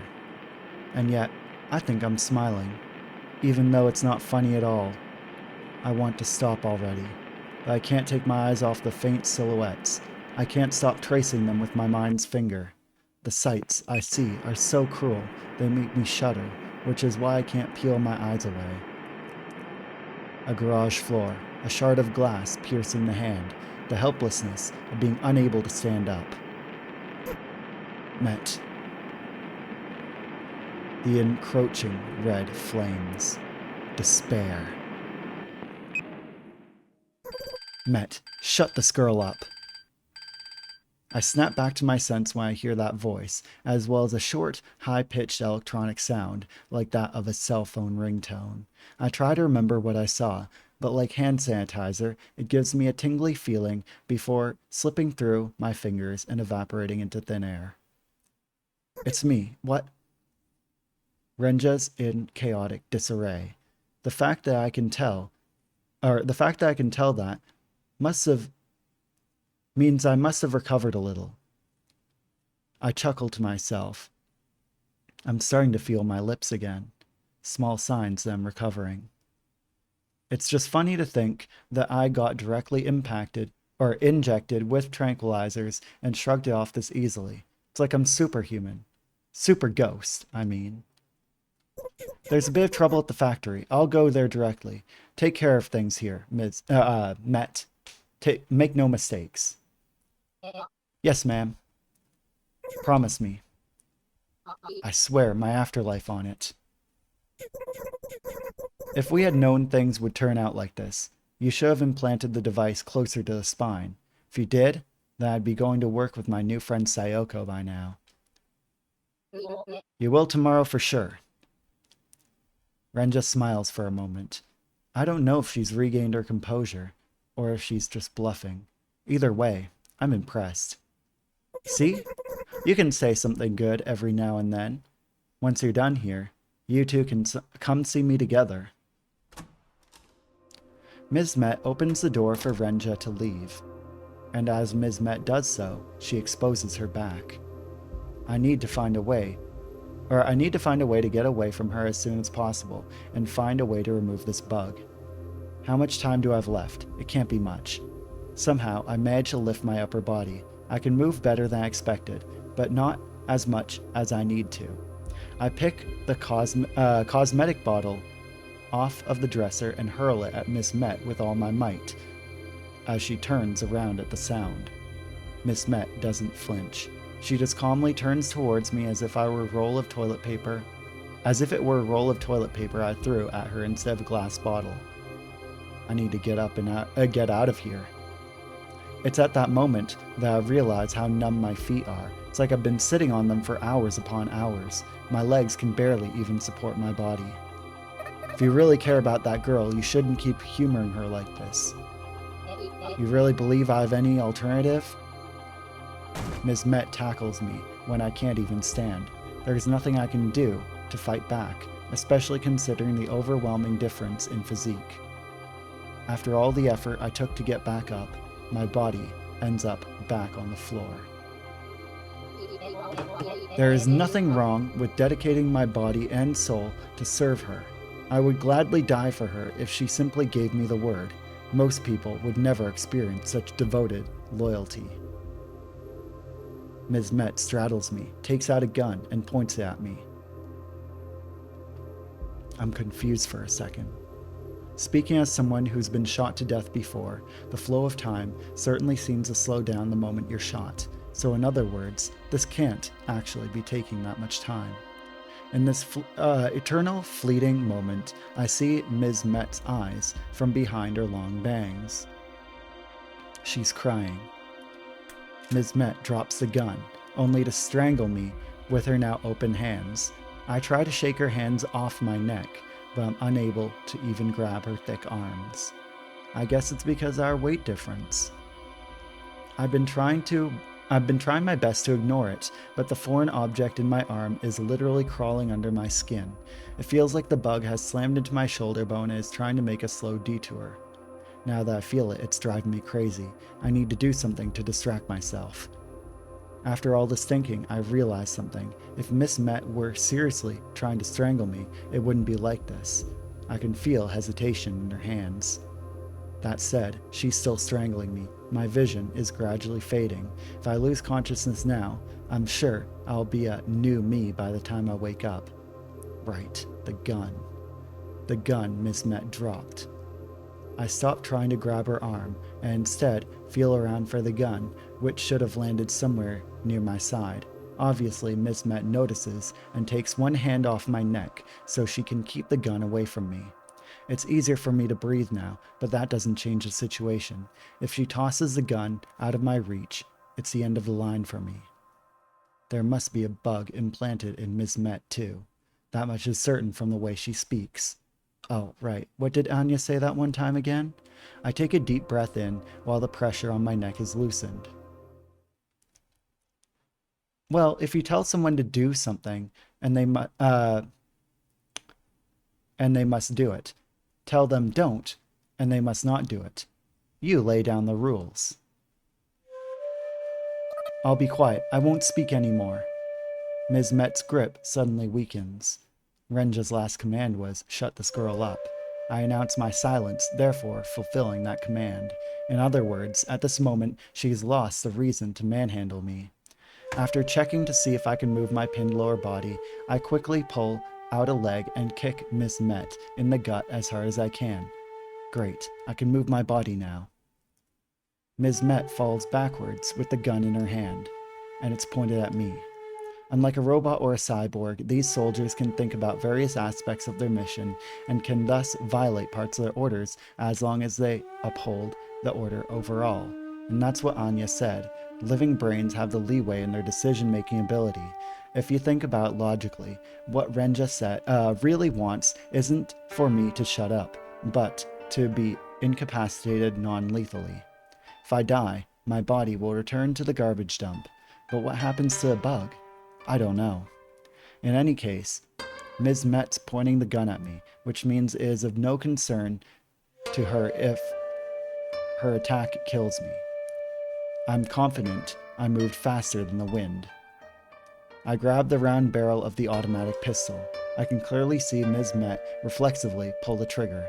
I'm out of time, but that's perfect. I push the barrel of the gun, point at me into my shoulder. Sparks fly in the back of my eyes, the back of my head, and of course, my shoulder. Perhaps my whole body has turned into sparks. The taste on the tip of my tongue has got to be the taste of a bullet impact.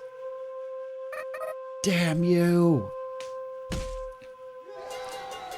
I try to hide the pain with a yell as I drive my still perfectly good left fist into Ms. Met's jaw. I feel my fist land perfectly.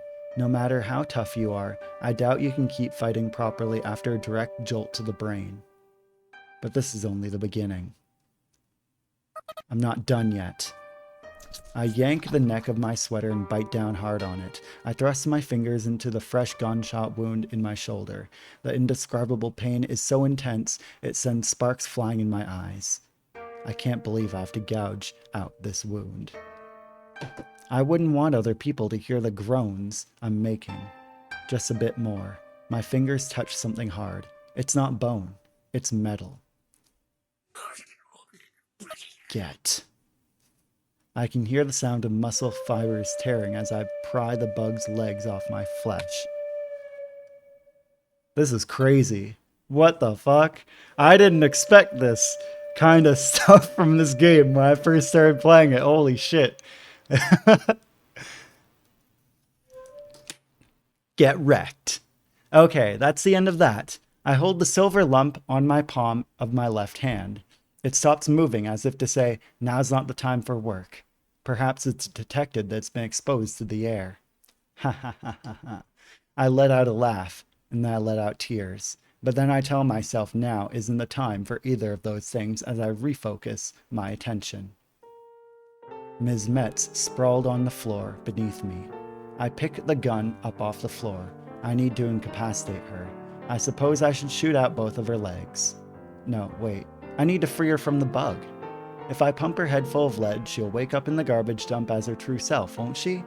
I point the gun at Ms. Metz's head. It pains my consciousness to do it, but I hesitate a little. Stop. So you're awake. Even if you shoot me, I'll return from the garbage dump on my own 2 feet, so there's no point. Ms. Metz speaks nonchalantly. There's no aggression whatsoever in her voice. In fact, she even sounds somehow relieved. It doesn't look like Renja actually cares about you to me. What matters is who you care about, not who cares about you. That's what matters to me, at least. Even if she continues to look down on you, I find it acceptable. She must be saying that she has been brainwashed. That has to be the case. Please be the case. But if you had the choice, wouldn't you want to stop doing this? Unfortunately, reality seems to betray my expectations most of the time. I would, but my desires to be by her side is more important. Serving her is what makes me happy. And this time is no exception. What makes you think that way? I don't understand why you believe in her so much. I had an epiphany one day. I realized that this is what I wanted. If I had to put into words, I thought, she's beautiful. No objection to that point, correct? You're right about that. Good. We have a near infinite amount of time on our hands. I want to spend that time watching over beauty. And I've found a way to guarantee it. A way to be needed. And it will last for all eternity. I am an atheist, personally, but there's more than one way to get eternal bliss. If you'd rather stop doing this, then can you really say it makes you happy? It's a luxury to live in a situation that's ideal in all aspects, so it's complicated. Complicated? I'm not good with complicated topics. They tire me. I don't understand what you're saying. I want a simple life. I can't suffer for an eternity, like you. So I have no regrets making some sacrifices. Even if it means making others unhappy? Are you unaware of how comfortable it is to live a simple, earnest life? Pouring out love to someone without hesitation? If all you want to do is pour out love for someone, then you'll tire yourself out one day for sure, especially if that someone abuses you. But I've lived like this for all eternity. Pouring out love is my happiness. It's so fulfilling. I find it way more valuable to love than to be loved. She doesn't know what it means to love someone. She's only ever been loved, even though she's so beautiful, so perfect. Her greed gives her the desire to be loved, using any means necessary. That's all she lives for. It's so tragic. It's lovely. I find myself unpleasant. I know my mind is warped and repulsive, but I want to keep doing what I'm doing as long as I can. I don't understand you, but I might be jealous. I have someone precious enough to you that you'd sacrifice your own existence. It must feel like arriving at a terminal station, the end of a long journey, a happy ending. When I think about it like that, I guess I can kind of understand. I'm glad it turned out like this. Ms. Metz lets out a sigh. I felt threatened. No, scared of you. She wanted to replace me as a right-hand woman. If she were successful, I would lose my place by her side. I can't spend eternity as a factory guard like the others. That's the opposite of what I want. The factory? Oh, right, the factory. Tell me where it is. I need to hurry. You plan on going with your body in a shape like that? That I said, I can't help you. I've been ordered not to. More importantly what? I know I've said this already, but please don't kill me. I don't want to lose what she's given me. At the very least, I know that this is what I truly desire. Ms. Met says that with a smile that's too dazzling for me, since it's brimming with confidence and conviction. It's such a beautiful smile. For just a moment, she's just as beautiful as Renja. Has Renja ever seen this smile? I'm going. I shoot Ms. Met in the right leg. This way, at the very least, she probably won't be chasing after me anymore. Since I shot with my left hand, the recoil feels stronger than I expected, causing me to stumble a few steps. I try to think of what exactly I can do with only one arm as I rush out of Renja's luxurious room to chase after her. Talk about a neighborhood dispute. As I go down the stairs, I touch the bug in my pocket. This thing was a curse for me, but a blessing for Ms. Met. It's her bond with Renja. Maybe I could approach Renja pretending to be brainwashed.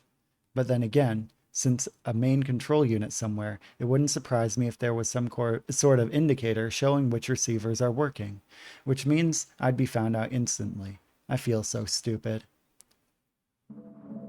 Clara's still in my room. When she sees my bloody left hand, she lets out a sickeningly cute shriek. Beep. Like that. When she asks what happened, I consider smacking her, but I manage to hold back the impulse. Instead, I grab her by the shoulder and tell her this. It's a good thing we're friends, huh? It sure is. We're precious friends. In my country, there's a cultural tidbit we call a Yakuza Kachikomi. Wow, that sounds so lovely. Yes, it is lovely. So, what do you say the two of us do a little Yakuza Kachikomi right now? By the way, have you ever shot a pistol?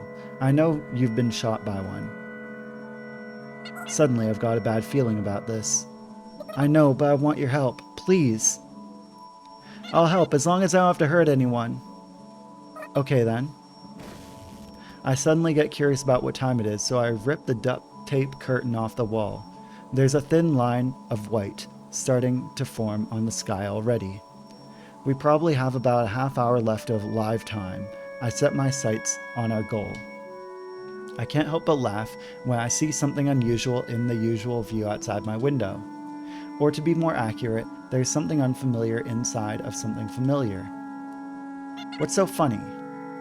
I tell the confused Clara it's nothing, as I pick up the rope that Yoru brought but never used. Huh? What? I tie up Clara's slender body. As you might expect, Clara's got a few questions. Please explain. What exactly are you planning to do? Just trust me. I look out the window again. There's that electric bulletin board that was there way back, when the three of us got together again. But new messages scrawled across it. It was, the Renja sweet cellar. Pacifisa and I are trapped in the factory basement. Please help. How can you expect me not to laugh at that? I promise that I'll exceed your expectations. Throughout this whole ordeal, I've been unsure if I could truly trust the people I thought to be my friends. I thought trusting people meant having peace of mind. I thought choosing to distrust people meant closing my heart to them. But that's too naive. That's such a self-centered way of thinking.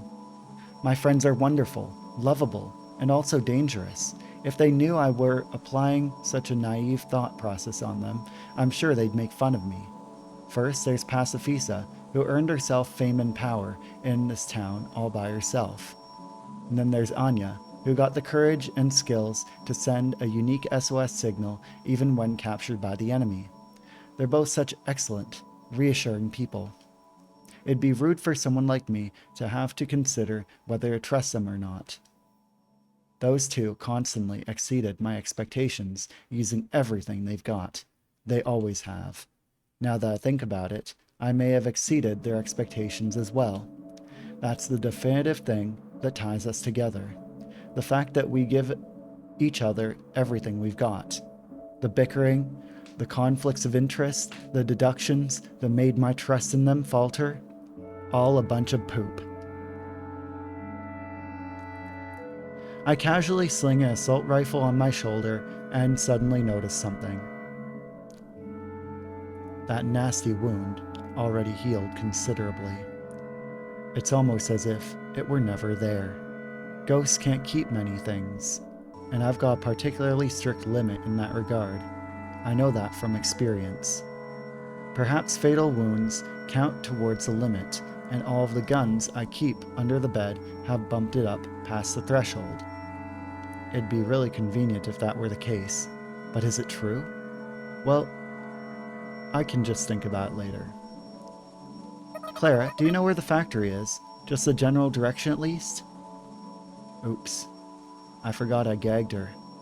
I remove the gag and apologize to Clara for getting carried away as I chuckle merrily to myself. Clara knows that the factory's a big place, but it seems like she doesn't know any specifics like which street it's on, or if the walls are green or yellow or whatever. Well, we just gotta find out with our guts.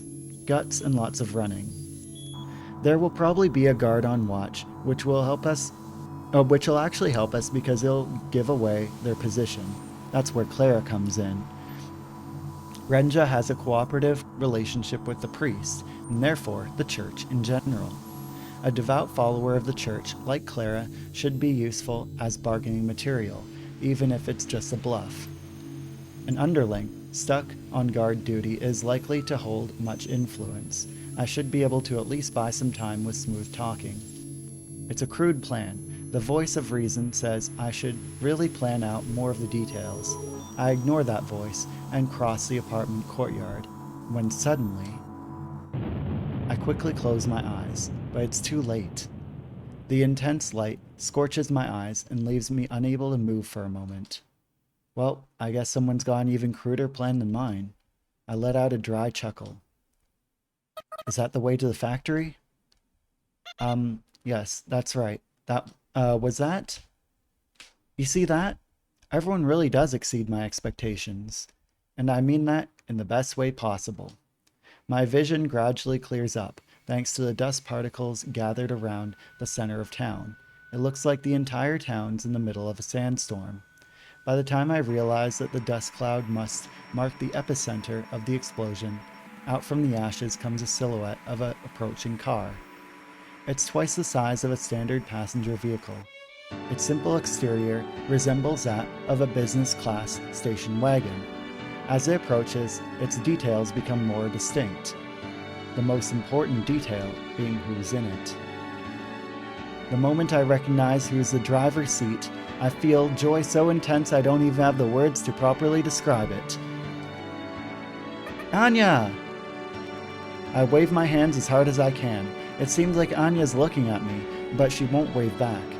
Is she mad that I won't come save her? Or that I didn't come save her? The station wagon stops in front of me. Sayoko! Pacifisa! I embrace Pacifisa as she stumbles out of the car. Her warmth makes me so happy I cry a little. I'm sorry, Sayoko. No, don't be sorry. You did nothing wrong. It's all my fault. I knew Renjo was bad news from the start. She's on top of my wiretap list, so I even overhear her every time she orders pizza. Teehee, you never cease to amaze me. I did half the work though, just saying. You were friends with her, weren't you? That's why I was a little hesitant to intervene until it was a little too late. It's okay, that doesn't matter anymore. Anyway, where's Yoru? Oh, Yoru? Well, she's the one who came up with the brilliant idea to blow up the generator. But how did she know all that security measures are shut off in case of an emergency? Yeah, she can be a real big mystery sometimes. Well, she's not so big now. She's probably small enough to fit in a shoebox. She didn't make it out in time, huh? I guess that's one way to put it. She sacrificed herself so we could escape. Like at the end of an action movie? Well, we certainly were moved by her actions. I guess we have to go pick her up later on then. I cackle. It's hard to breathe with all the dust in the air, but I feel like I may have finally found the place I belong. About that. This isn't over yet. We've just gotten to the main event. How observant of you. Ooh. Now that some of the dust has settled, it's not too hard to make out that silhouette. Renja. It seems I've made several mistakes. Renja. The whole incident started because of her. So, to end this incident, we have to face her again. I see how it is. I'd say your first mistake was messing with us. Kill those two and come to me. If you think you can command me, think again. I already took that thing out. If you want me to do something, then ask properly. So you refuse? I'm sorry we couldn't be friends. Oh, is that so? I agree. You will be sorry. Renja lets out a small sigh as she pushes her small fist against a button in her hidden compartment on the armrest of her futuristic wheelchair. Obviously, I can't help but wonder what that button does. Can't be anything good, at least. Her wheelchair starts rattling, and then it seemingly deconstructs itself into individual cylinders spreading out, like a metal tree sprouting out of nowhere. The beams then weave into each other and reconstruct themselves into a new sort of lattice structure, lifting Renja up high in her seat. It doesn't take long for that thing to expand to the point that it towers over us. It grows to about 10 times its original size. I can now say with certainty that the button Renja pushed was a transformation button. Wow, it transforms. I dig it. She's faster than we thought. We couldn't shake her off our tail, which is why we have to rely on you, Sayoko. You have to do something about her. A silver spider. That's what this weapon looks like. It's silver, and it's got many legs surrounding Renja's vantage position seat, the only part of the thing that still resembles the original wheelchair. Or else this is the end. I see. So this could be the end, huh? That's not good. Guess I better put some effort in then. I stoop down, pick up some snow by my feet, and make a fist-sized snowball. Then I hurl it at Renja's face. Come at me. Are you kidding me?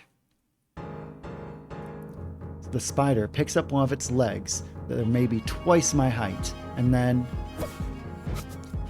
Whoa! Animated! Beep. It swings a pointed tip down hard, immediately behind me, skewering Clara from the crown of her head straight through her lower abdomen. She looks like an obscene object depicting the way butcher birds impale their prey on thorns. The vivid contrast of the bright, vibrant red blood against the cold silvery steel has me frozen in my tracks for a second. Get in! Pacifisa yanks me by the collar and drags me into the station wagon. I end up biting my tongue a little due to the whiplash of the car suddenly taking off. So that's what we're up against here. Any ideas? Sorry, nothing's jumping out at me. Even if we don't know what we can do, we have to at least do something. Pacifisa flings the rear door open, reaches behind the rear seat, and picks up what looks like an old painless minigun from those action movies. She proceeds to spray bullets at the spider. Honestly, her aim's not bad, but it's a wasted effort. Several shorter legs located closer to Renja move with unbelievable speed and precision to deflect any bullets that threaten their master while ignoring the rest. Anya suddenly swerves to dodge a longer leg that pierces the ground way too close to the car for comfort. I support Pacifisa's body when the abrupt turn threatens to knock her off balance. Pacifisa curses as she loads the next magazine and fires again. The spider seems to slow down a hole whenever Pacifisa fires at it, so I bet she feels obligated to keep shooting, lest the car be turned into shish kebab. How's she piloting that thing so well? I shout as hard as I can so that the gunfire doesn't drown me out. There's no way she's driving manual, not with movements like that. There's gotta be a camera or sensor or something hooked up to a real-time image processor to detect and neutralize any threats and guns and whatnot. So we're up against a genuine war machine? Like hell is genuine. Normally you'd expect it to have guns and more armor and stuff on it. Lucky us. Not lucky enough that we have a chance against it though. So you're saying we have to shoot at it from where the camera can't see us, right? You've got the right idea, and I bet you could make that shot too. But there's no way we can gain enough distance from that thing. Maybe if we hit a gun inside a plush toy? That'd make for a funny joke, but I don't think we have any plush toys here. Sayoko, let's switch places for a second. Okay. I switch places with Pacifisa and continue to fire bullets with the machine gun. The rapid clinking of metal legs as they deflect bullets nearly drives me insane. We don't have that much ammo left either. Even if we conserve as much ammo as possible, it's only a matter of time before it runs out. Get down! The whole interior of the car explodes. At least, that's what it seems for a moment when Pacifisa launches a rocket at the spider. These sorts of rockets are quite slow, which gives us plenty of time to pray. I think I hear Renja shouting something. The next thing I hear is the impact. Hey, there's a little thing called backblast, you know. I just figured if that thing can deflect bullets, then maybe explosives would do the trick. It's incredibly hard to see thanks to the fumes from the explosion. I can't even see the spider's silhouette. Did it work? My vision starts to spin, and at the same time, my whole body feels intense G-forces. A few seconds later, I realize that one of the legs pierced the station wagon and swung it around. My body gets flung into the snow. I blank out for a few moments before I realize that now isn't the time, so I get up. The spider's legs had gathered in one place to form a simple protective wall in front of Renja. It seems several of the legs have been damaged, exposing the joints. But that's all the damage there is.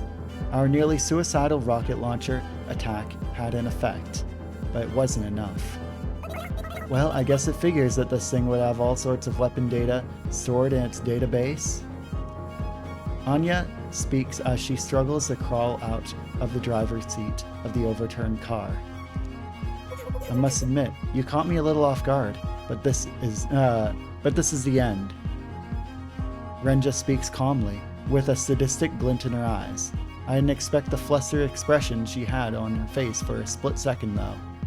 Unfortunately, I can't even manage to stand up. The only thing keeping me from being skewered right now is Renja's desire to satiate her sadistic urges. It's like I'm already dead. I mean, I'm always dead, but you get the idea. You... I call Renja something you definitely cannot say on TV. I can clearly see Renja's calm, collected face distort with rage. I can also see the spider lift up one of its legs. Machine gun fire nearly ruptures my eardrum. Pacifisa's unloading every last bullet at Renja, slowing down the speed of the leg's movements. The attack barely grazes me as I desperately dodge it. Then I borrow a warhead from the box that tumbled out of the car. I was easily able to hit Renja in the face with a snowball earlier, despite it being slower and bigger than a bullet. Which can only mean one thing. Objects thrown by hand don't trigger the spider's defense system, and if that's the case... Rah!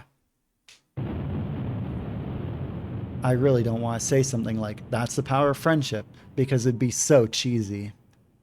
So I say it ironically. You know, as a joke. That's the power of friendship. Actually, I gotta screen cap that. Aw, yeah. Friendship's the best. Friendship's the worst.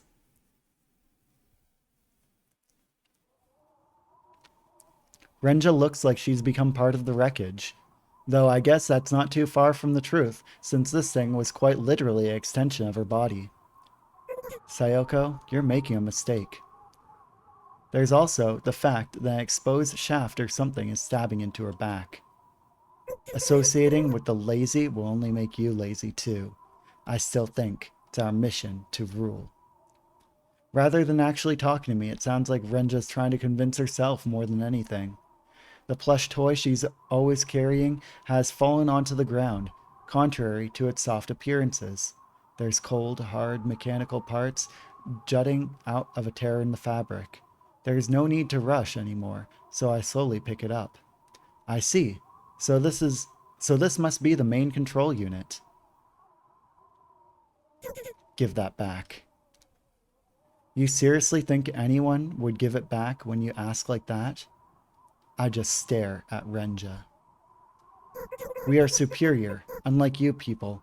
We're not fakers, appealing to teenage brats who buy cheap knockoffs of brand name sneakers. That sounds so pathetic I had to close my eyes. Do I feel empathy for this girl? I do, don't I?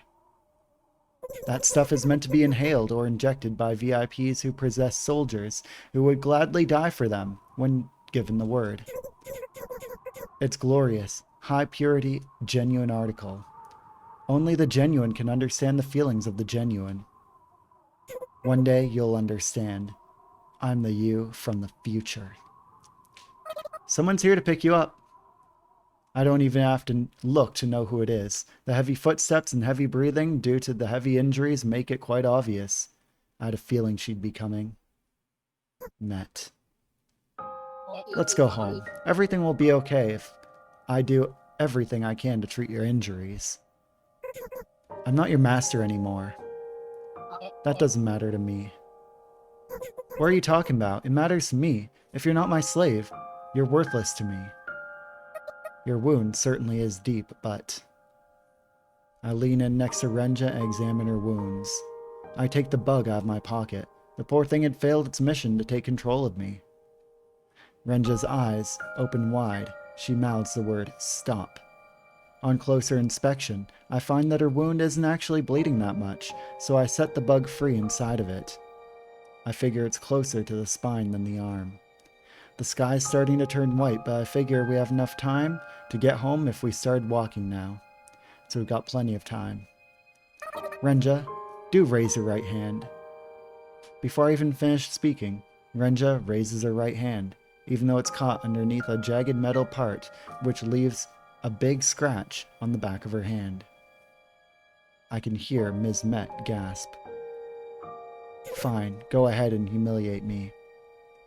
I don't want to humiliate you. Don't worry, I won't do this again.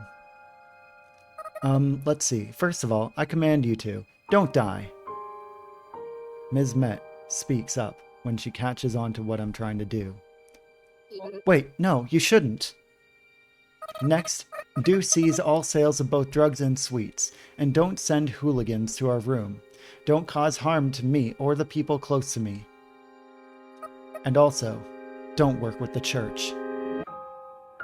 This isn't what I want. Tell me how you really feel. This is what I want, but I don't think it's a wish worth granting. It's weird, I know. Maybe she's got a point, but I do think it's a wish worth granting. Renja, don't leave Miss Met's side. Ms. Met, do protect Renja at all times. In particular, do prevent any situations that might cause extraction of these bug things from your bodies. Moving on. And furthermore, do continue to live together in peace for good.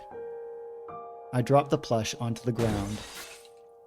I do the best that I can to make sure nobody can ever touch it again for the rest of eternity. This is probably the limit of what I can do. At the very least, I feel refreshed. Let's go home. I talk to my two friends who have been watching over the whole thing. I want to take a bath. I want to eat meat. Sounds good. Let's do both.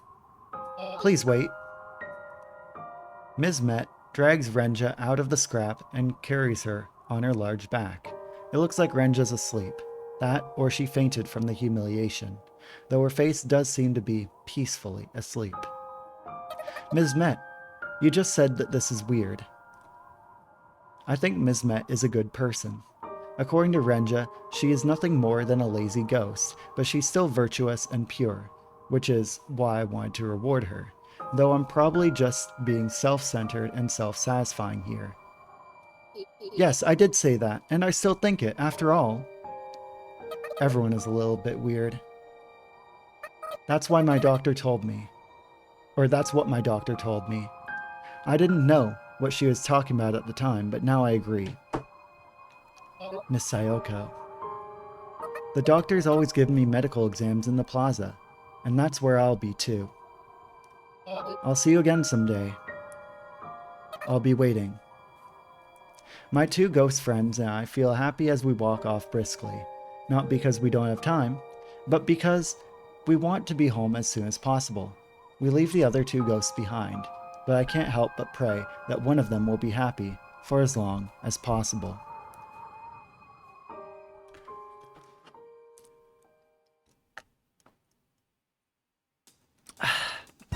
Yay! That was so good! There will probably be an after credits scene for this one too. But that was actually very cool. I still don't get how Pacifisa and Anya escaped the factory basement though. I feel like they just kind of like pulled something out of nowhere for that because this episode was getting to be a bit long. I feel like when the developers made this, they sort of made sure there was like a maximum length for the episodes, and this was sort of approaching it. And also, where's Yoru? Hopefully we'll find out later. But other than that, that was awesome. That was really cool.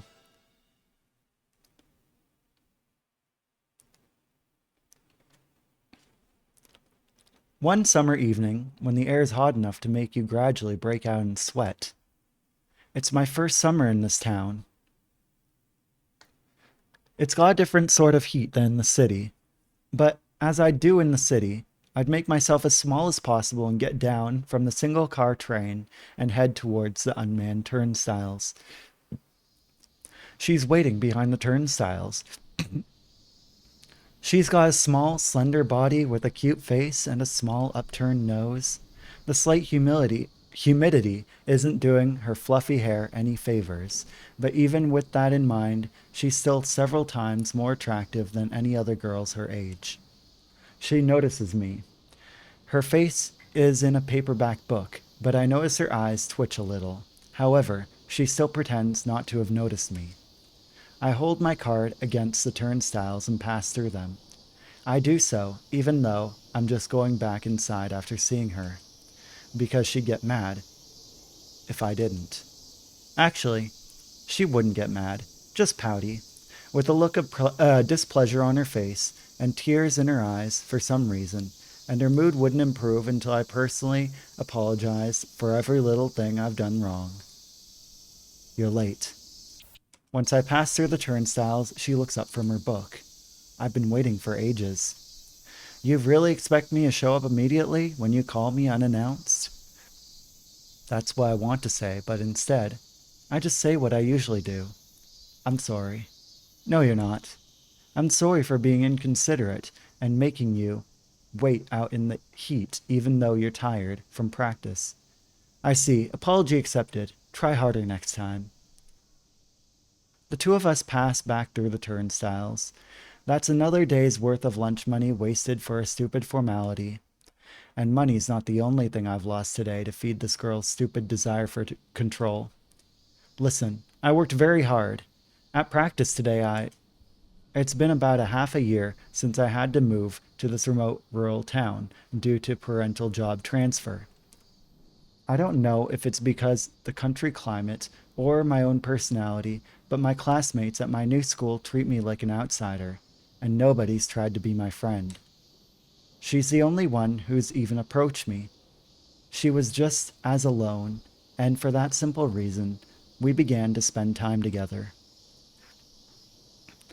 Her parents are also from the city, and she's picked up urban vocabulary and intonation from her parents. But I doubt it was an entirely natural process. She's yearned for city life and believed that the city is where she belongs.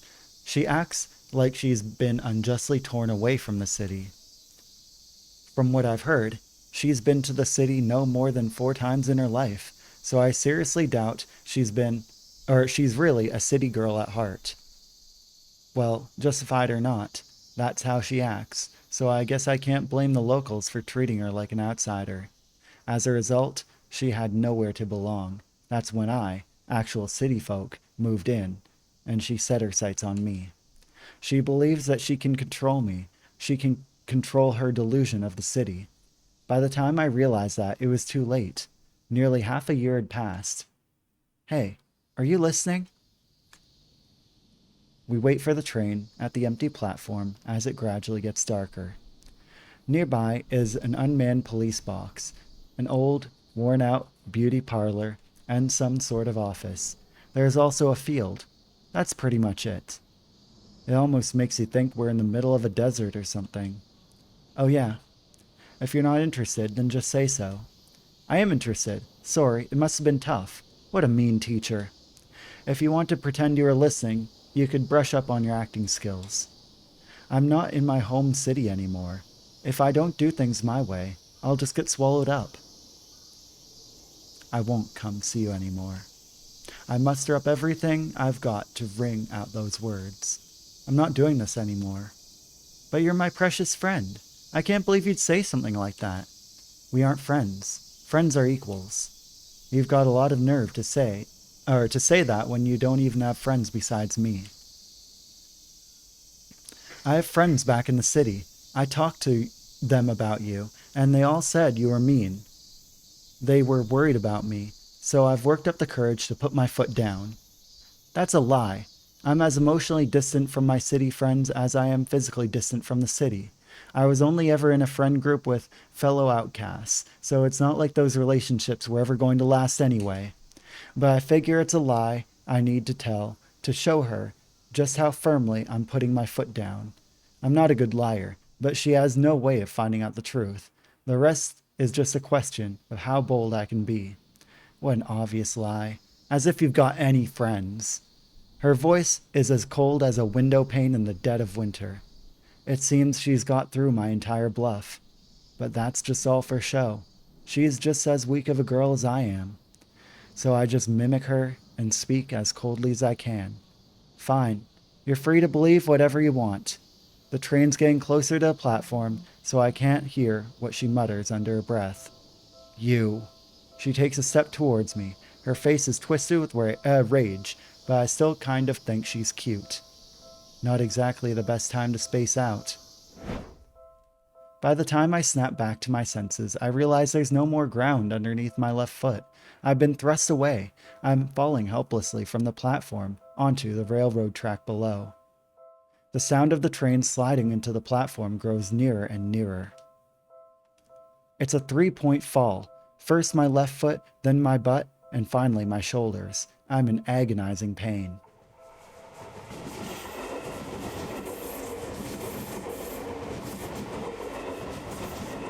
The train slides into the platform on the opposite side as my ears pick up the distorted grating sound of its brakes.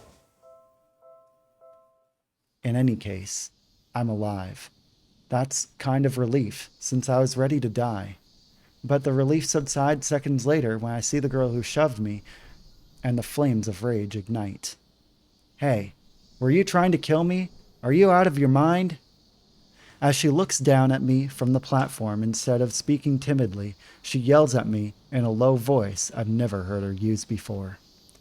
Are you trying to say I'm the same as the other shitty kids in this shitty town, in the middle of shitty nowhere? I guess it's easy to shit talk when you're shit too. You must think you're hot shit just because you were born in the city?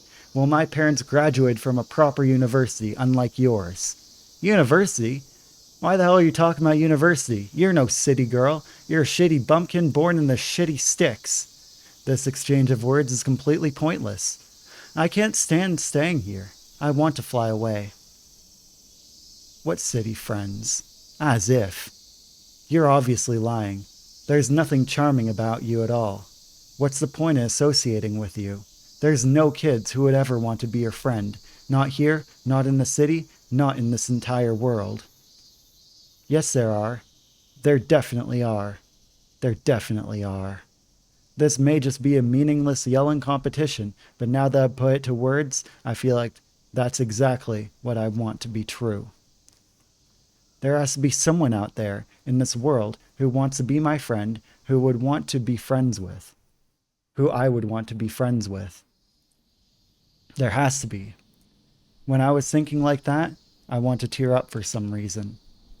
Maybe it's just a way to cope with reality, but as long as I believe it to be true, I'm sure I can grow stronger in my own way. There must be someone waiting to meet me out there, someone far away from this stupid place. And I can't meet them unless I look for them. In the meantime, to make myself someone worth meeting, I'll come see you someday. That's why I can't rot and die in a place like this. I look up at that pitiful girl with a defiant smile. She runs away in fear, and by the time the police car and ambulance arrive, I've been laughing the entire time. As a result, the doctors have my head inspected too. Well, at least I got a funny memory out of it.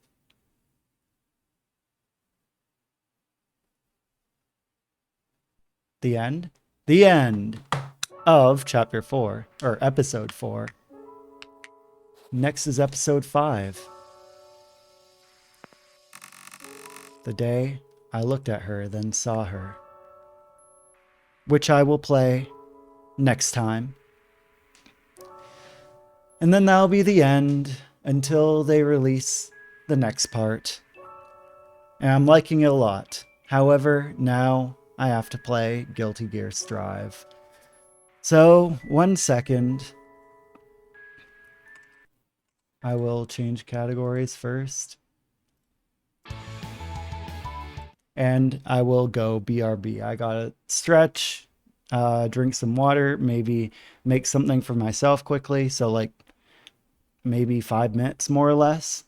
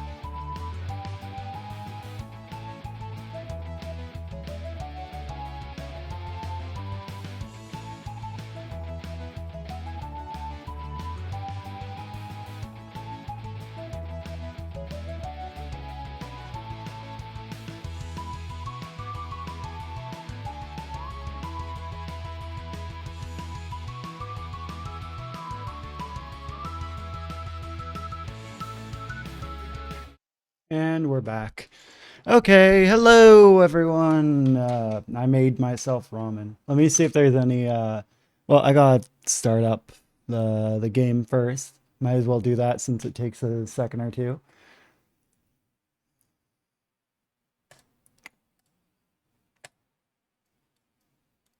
Okay. Oh, that was an accident. Let's see. Let's change this back.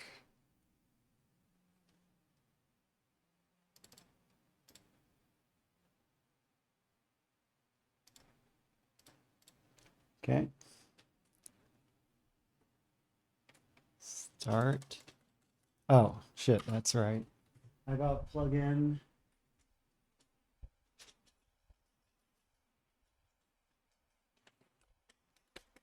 What the heck?